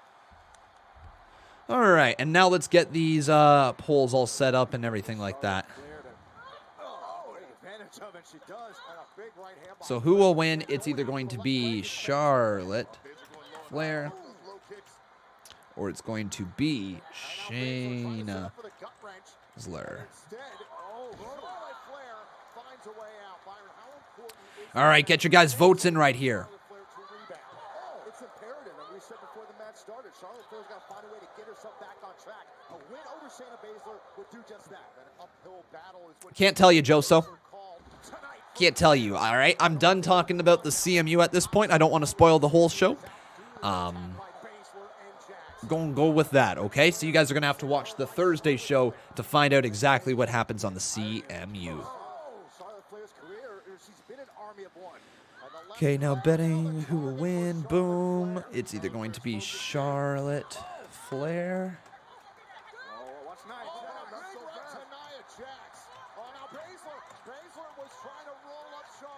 Charlotte held on smartly. You now have 5 minutes, everybody, to get your bets in. Do either bet Flair 5 or bet Basler 5 right here in the live chat. Oh, Nia! Oh, sidestep by Charlotte. Oh, my God. Nia went right into the steel steps. Excuse me. Oh, kick right there. Charlotte caught. Looking for the Kirifuda clutch. Charlotte Flair, though. Charlotte with a shot. Oh, no. Charlotte, natural selection. And that's that. 1, 2, 3. Well, then. Uh-oh, here comes Nia. Oh, and Charlotte gets out of there. So Charlotte Flair beats Shayna Basler like it was nothing. Okay. Okay. Yeah, sure. Big win there for Charlotte. Yeah. Yeah. Yeah.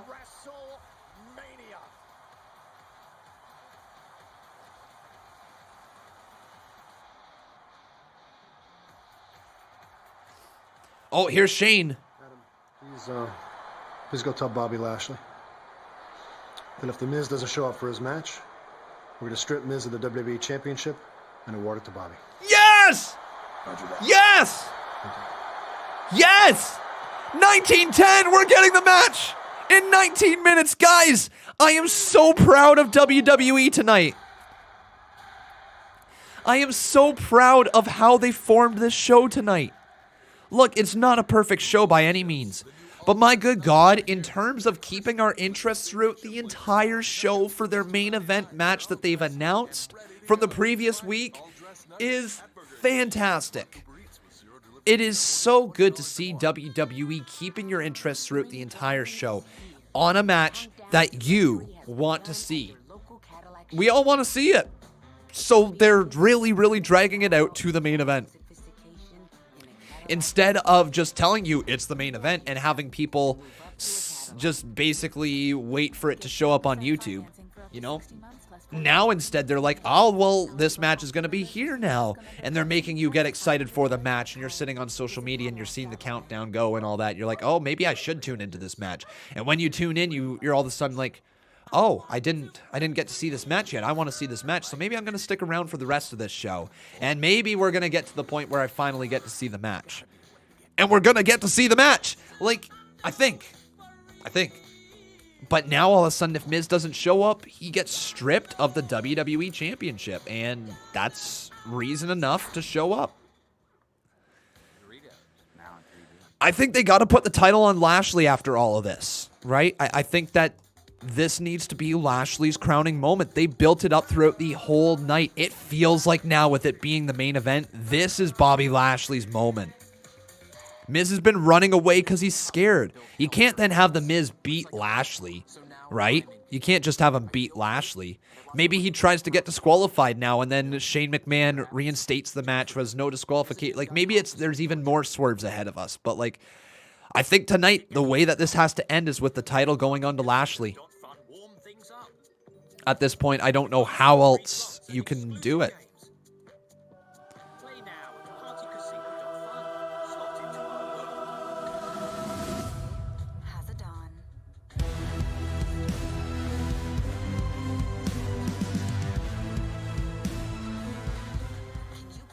Keep doing your thing, bro. Awesome streams, clapping hands, medium light skin tone. Thank you so much there, El Compa Shaggy 8500. I appreciate that so much. And then we got ourselves a 5-bomb from Jacob Toon. Says, what's that in the sky? It's a bird. No, it's a plane. No, it's, oh my God, it can't be. It's the, oh, come on. I was trying to read that out really loud. Then he says it's the freaking Lucha House Party. Screw you, Jacob. How dare you trick me into reading their name? How dare you trick me to put some emphasis on their name? How dare you? How dare you?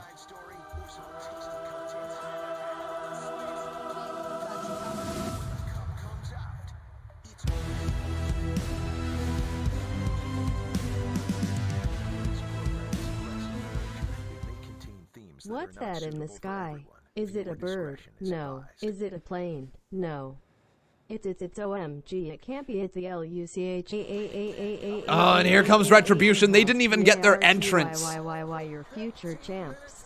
To give Bobby Lashley his WWE Championship match. Now, according to Shane McMahon before the commercial break, if the Miz forfeits, In 15 minutes and 28 seconds, we get Miz Bobby Lashley. I don't know where the Miz is, but wherever he is, if he doesn't come back, we're going to have a new WWE champion. That's the bottom line.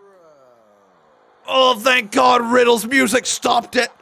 Oh, I gotta watch the freaking loser house party.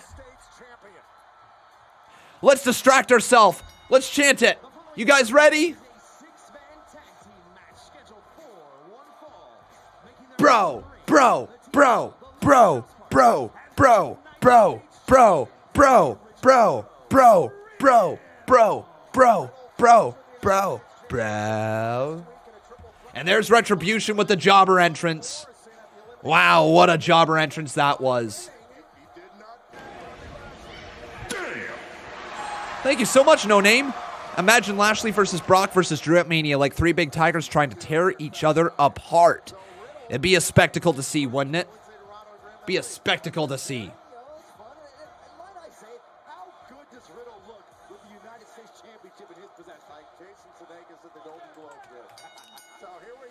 Ali, not a fan of what he's seeing. This is going to be tough because you got T-Bar and Mace in Slapjack. Oh, the Horde is merciless. And it's T-Bar. All right, we're not going to be getting their actual photos up here on the screen. Oh my God, T-Bar 1, 2, kick out there by Riddle. What a choke slam backbreaker that was, man. What a hot start to the match. All right, so let me ask you over here with the polls section, though. Who will win? It's either going to be Retribution.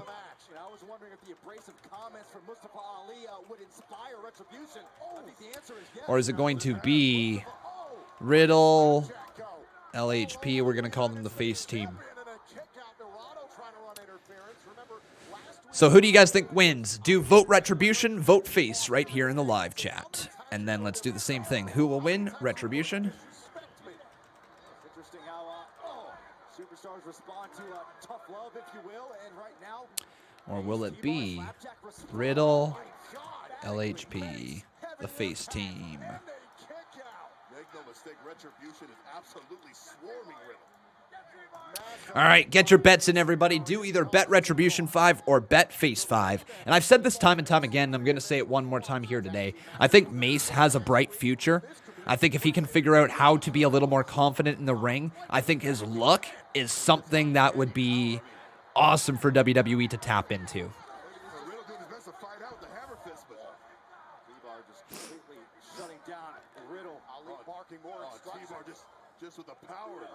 Question. Do you think they could be going for Ali versus Riddle for the U.S. title? Do you think that's the direction they're going in? Ali versus Riddle for the U.S. title at Fastlane, and then they maybe have Ali take the title off of Riddle, and then they go into WrestleMania of Ali as the United States champion against Kofi Kingston for the title. What do you guys think? Could that be the direction they move in? Oh, super kick there from Lindsay. And a tag has been made. No way. What the friggity frig elbow? Oh my God, Slapjack's destroyed. 2. No!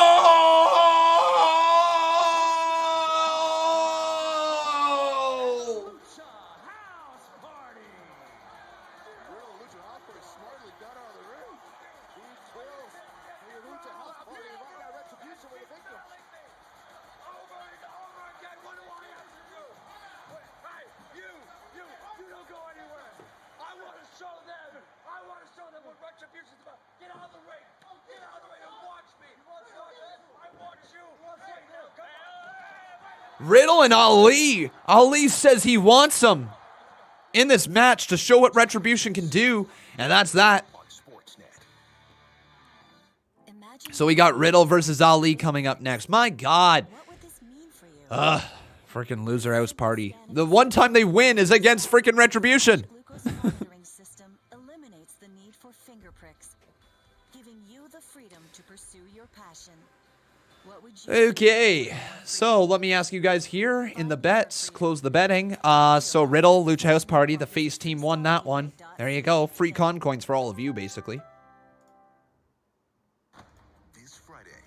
How did this world get Yeah, this should be a good match. Riddle and Ali going one-on-one should be really good.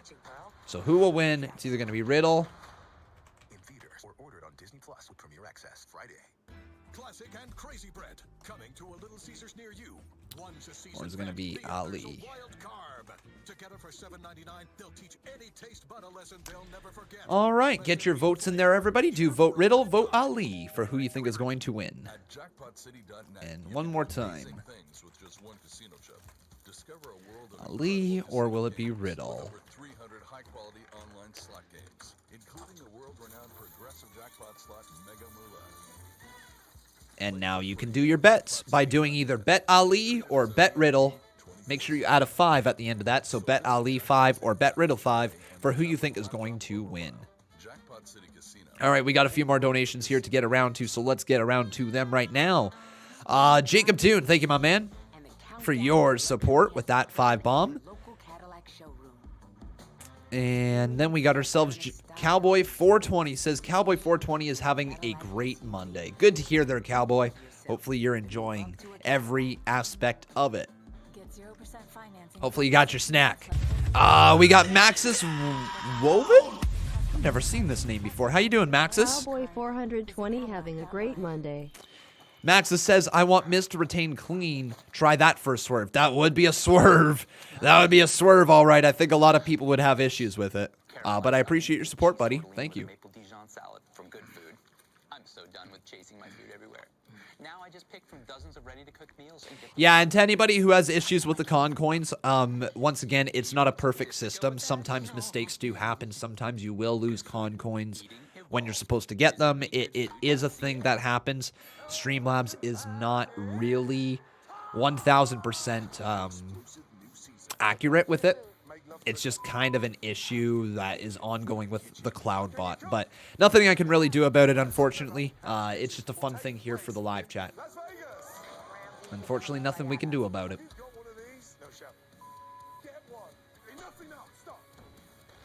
Good to hear, Cowboy. We got Sheetrock over here. How you doing, man? He says, hi, I'm new to your channel. Nice stream and have a blessed night. You too there, Sheetrock. Thank you so much for the support there, buddy. But good to have you here on the channel for the first time, and I hope you're enjoying your stay. Really hope you're enjoying your stay. And if anybody does have any questions regarding the con coins, they're available down in the description below. All of the information you could possibly need for that. Which pay-per-view are... let me try to speak English. Which pay-per-view are we watching tomorrow? We're going to be watching WrestleMania 10. Mania 10 on the march to Mania. But here we go. It's time for Riddle versus Ali. So let's get this up on the screen. This is a little bit more captivating of a matchup than the last one was. So don't call him Matt Riddle versus Mustafa Ali.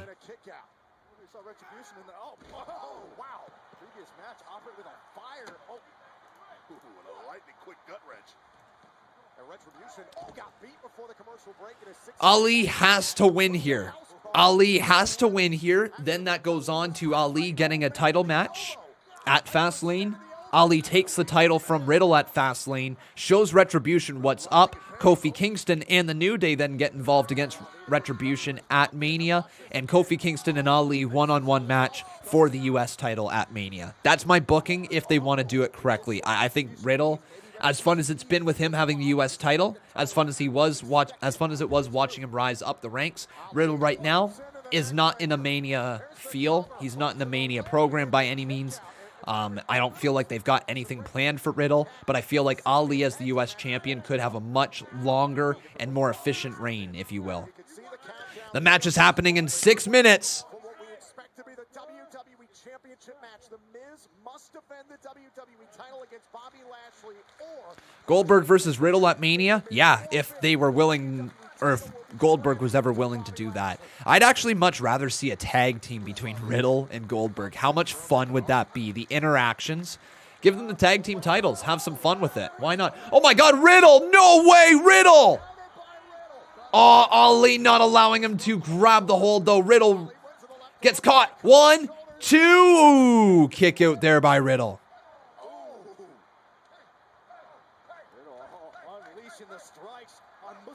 Big kick right there, thrust kick. There's the Pele kick connecting on Ali's side of the head. Forearm to the face. Con, they have beef in real life. Exactly, which is why it would be hilarious to see them tag together. Be really fun.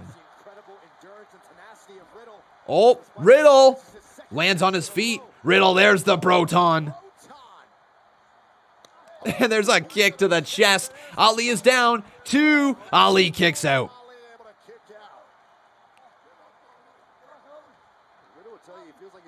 I don't know if we get a surprise return during the WWE title match. I honestly think we just get a new WWE champion. I really feel like that's the direction. It has to be after all of this, right? Oh, what a bro trigger. And Riddle, now wait. Oh, slapjack. I thought that was Rey Mysterio for a second. I was like, what the frig is Rey doing here? No, it's slapjack. Much different type of mask. Oh, there we go. Mace staring down Riddle, and then right behind as Reckoning was distracting him. Ali to the top rope. Ali! Oh, what the frig was that? What? 2, 3. What the hell just happened? That was a big botch. That was a big botch. Ali wins, but that was a big botch. I don't know what the hell just happened there.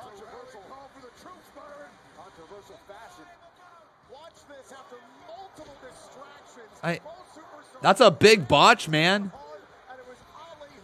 It's a big botch. Hey, at least Retribution is looking up to Riddle, or looking up to Ali now.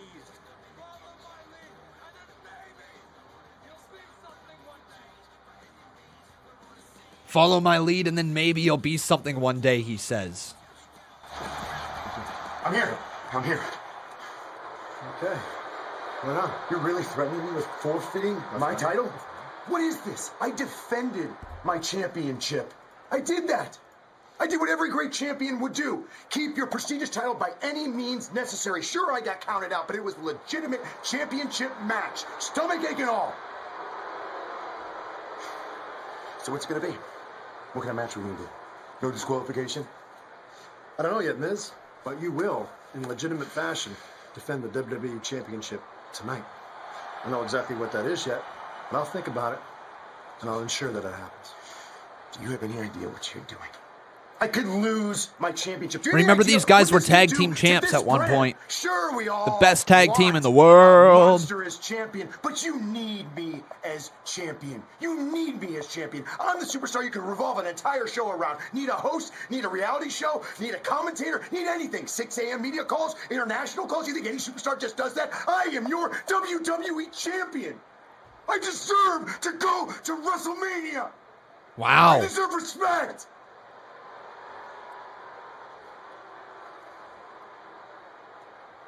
All day, I have been humiliated.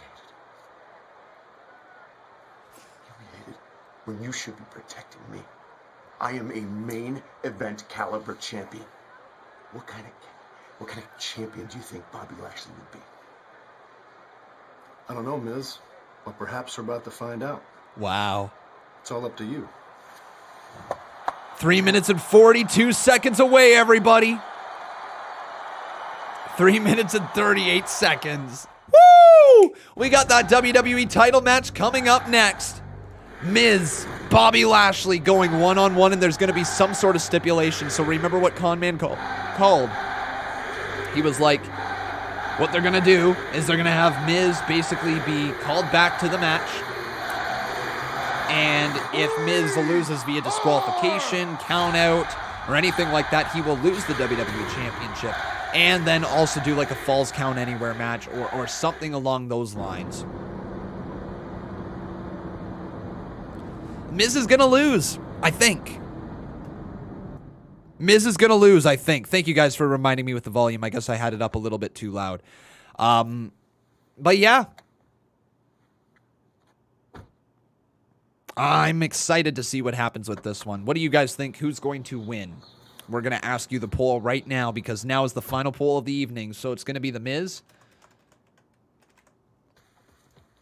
It's going to be Bobby Lashley. McDonald's app, you can get a medium McCafe premium roast coffee, iced coffee, or latte for $1 plus tax. All right, so get your votes in there, everybody. Do either vote Miz or vote Bobby.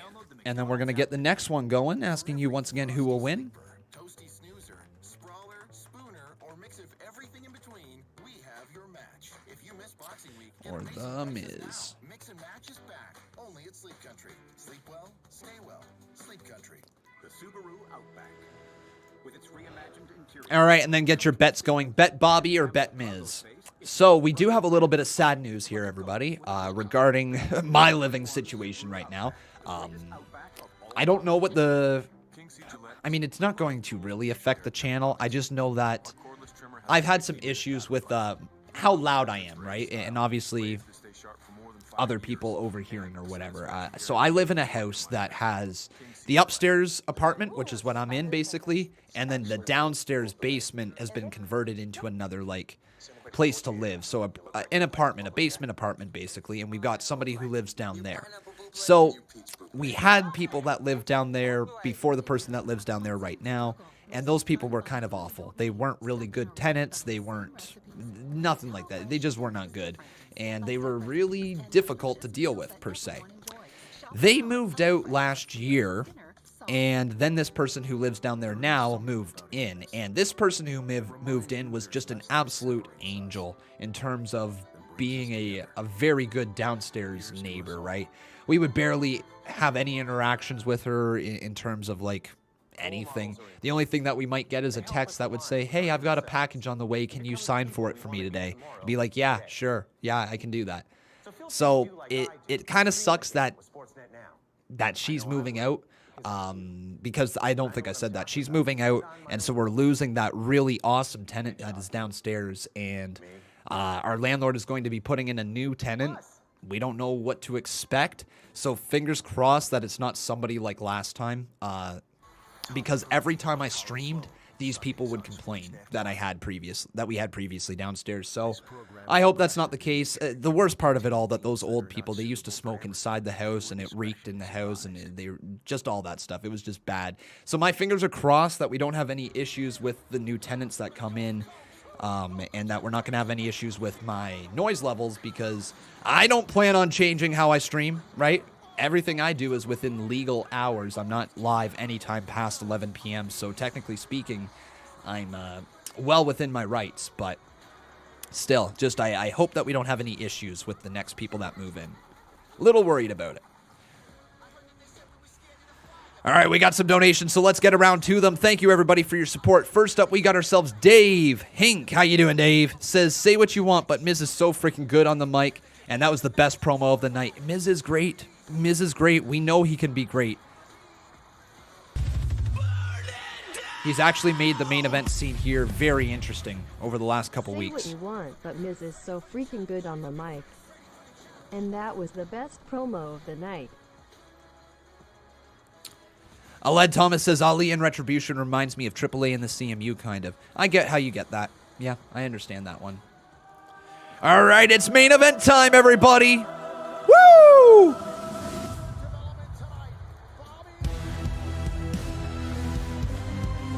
Main event. Main event. WWE title on the line. Retribution reminds me of AAA and the CMU, kinda. All right, get your votes in, though, everybody. Vote Miz or vote Bobby right here in the live chat. And you've got a minute 25 left of doing your bet, so do either bet Bobby 5 or bet Miz 5 using your con coins to place a bet.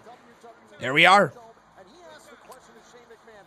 Why does MVP use a cane? Because he hurt his knee in a match a couple weeks back, and is going to be out of action for a little bit, but he's been doing such a good job as the manager of the Hurt Business, they want to keep him on TV.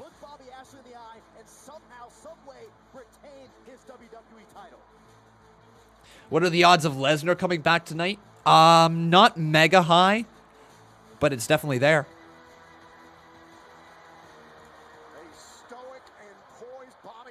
Bobby's ready for the fight.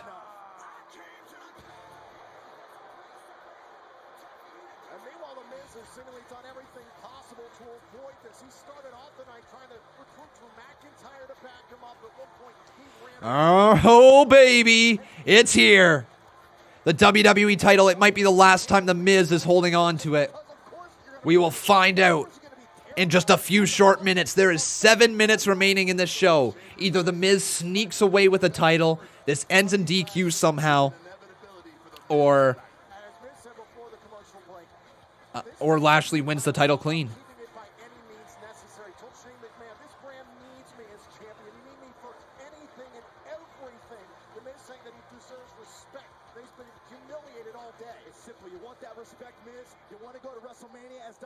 All right, and with that, everybody, Aled Thomas has become the new boss. The WWE Championship! Introducing the challenger, accompanied to the ring by MVP, representing the Hurt Business, Bobby Lashley!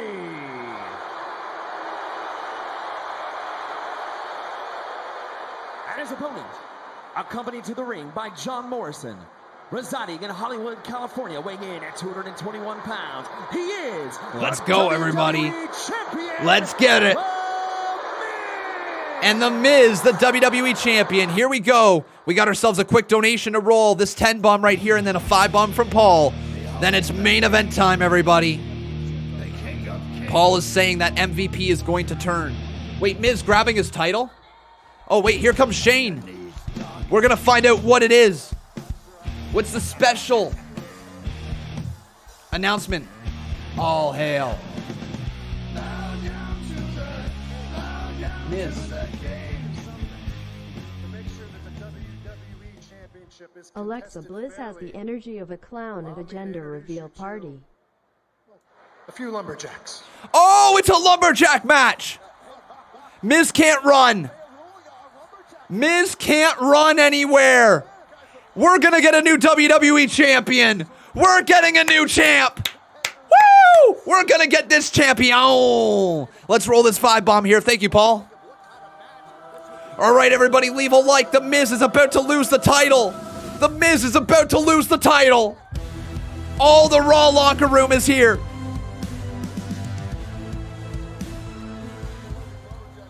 MVP turn. Bobby's going to do it, everybody. Bobby's gonna be the champion. Come on, make it quick. Make it super duper quick. Get your votes in. Do either vote Miz or vote Bobby for who you think is going to win. Referee rings the bell. Miz trying to take the title back. Oh, goes for a shot on Bobby. Bobby takes the title away. Bobby, right after the Miz. Miz trying to get out of there. Kenny. Miz looking to run away. Trying to escape the lumberjacks. Oh, not smart, Miz. Not smart, Miz. Trying to get back inside the ring. Going after Bobby. There's a right hand to the face, and that just angered Bobby Lashley. Lashley. And now he rolls out of the ring. Are they going to throw him back in? Gulak. Elias, Humberto, Gulak throws the Miz back inside the ring, and Lashley with a clothesline knocks down the Miz. Lashley throws him into the corner. Lashley with boot. Another shot, another shot, another shot. Oh my God, over and over again as Lashley is just dominating the competition. Lashley, what a throw to the Miz. Miz gets out of there begging Ali.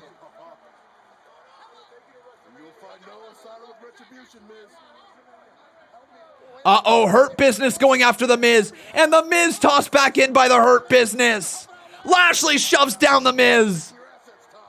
Come on, we're going to have a new champion. Lashley, flatliner to the Miz. Is that going to be enough? No, right hands over and over and over again to the face of the Miz. The WWE Championship is on the line. Is Lashley going to win his first WWE title in the history of his career? 17 long years. Will it culminate with the almighty? Oh, right hand to the midsection. Miz with another right hand. It's doing nothing on Lashley. Lashley lifts him high above his head. Just tosses him to the outside of the ring. Retribution catching him. Retribution throws Miz back in. Bobby! Bobby looking to line up the spear. Come on, Lashley. Oh, he doesn't go for the spear. What else is he going for? Lashley into the corner. Face first goes the Miz. Right hand, another right hand. Over and over he goes again. Lashley sends the Miz off the ropes. Lashley! Spine buster! Come on, Lashley! Come on, Lashley! Come on, Bobby! Looking for the hurt lock. 17 years in the making. Lashley! Hurt lock! Hurt lock! Hurt lock is in! We're gonna have a new champion! Miz, he taps out! Oh my God! 17 years in the making! Lashley's the new WWE champion! Whoa! Bobby has done it! Woo! For the first time in his career, Bobby Lashley is the WWE champion. You deserve it. You deserve it. You deserve it. Wow, man. Wow. What a moment for the big bad Bobby Lashley. That was dominance. What a build throughout the night. That was worth waiting for.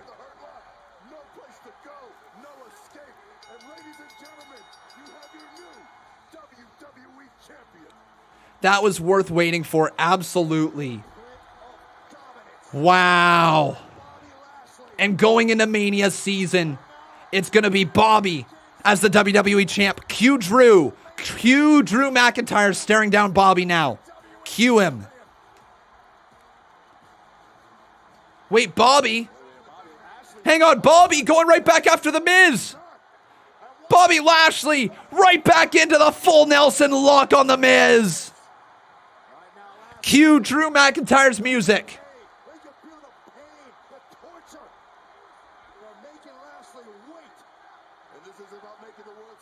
Wow. Throws him to the ground and Lashley's the champ, man. That's so deserved. Wow.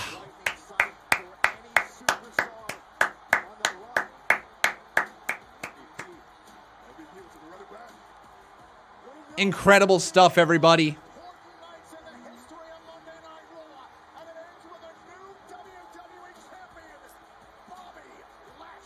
Wow. And that's the show, everybody.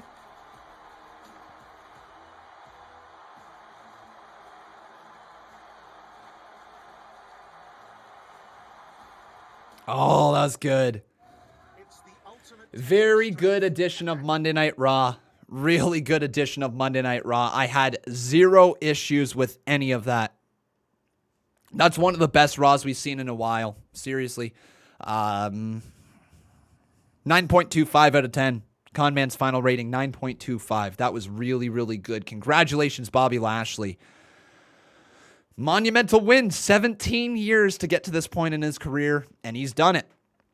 He has done it. But everybody, that is going to do it for us here today. I really hope you guys did enjoy the show. If you did, please make sure you leave a like on this video. Also making sure you are subscribed to the channel. You can always see your name pop up on the top left-hand side of the screen. And please make sure you turn on those notifications as well so you never miss another video of mine.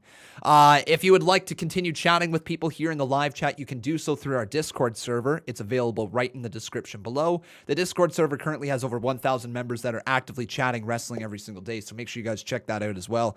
And the last little plug for you guys, if you'd like to follow me, you can do so on Twitter at Conman167. It's a great place to interact with me, great place to send any questions that you have, and to stay up to date with this channel. But yeah, we're going to have ourselves a reaction clip of Bobby Lashley winning the title. So make sure you guys look out for that on the Conman Reacts channel, which again is available down in the description below. But I think that's it, everybody. What a good episode of Raw. I thoroughly enjoyed it. If you guys didn't, be sure to let me know right in the community polls. I will be asking you, what did you think of Raw? If you thought it was great, good, just okay, bad, or absolute trash.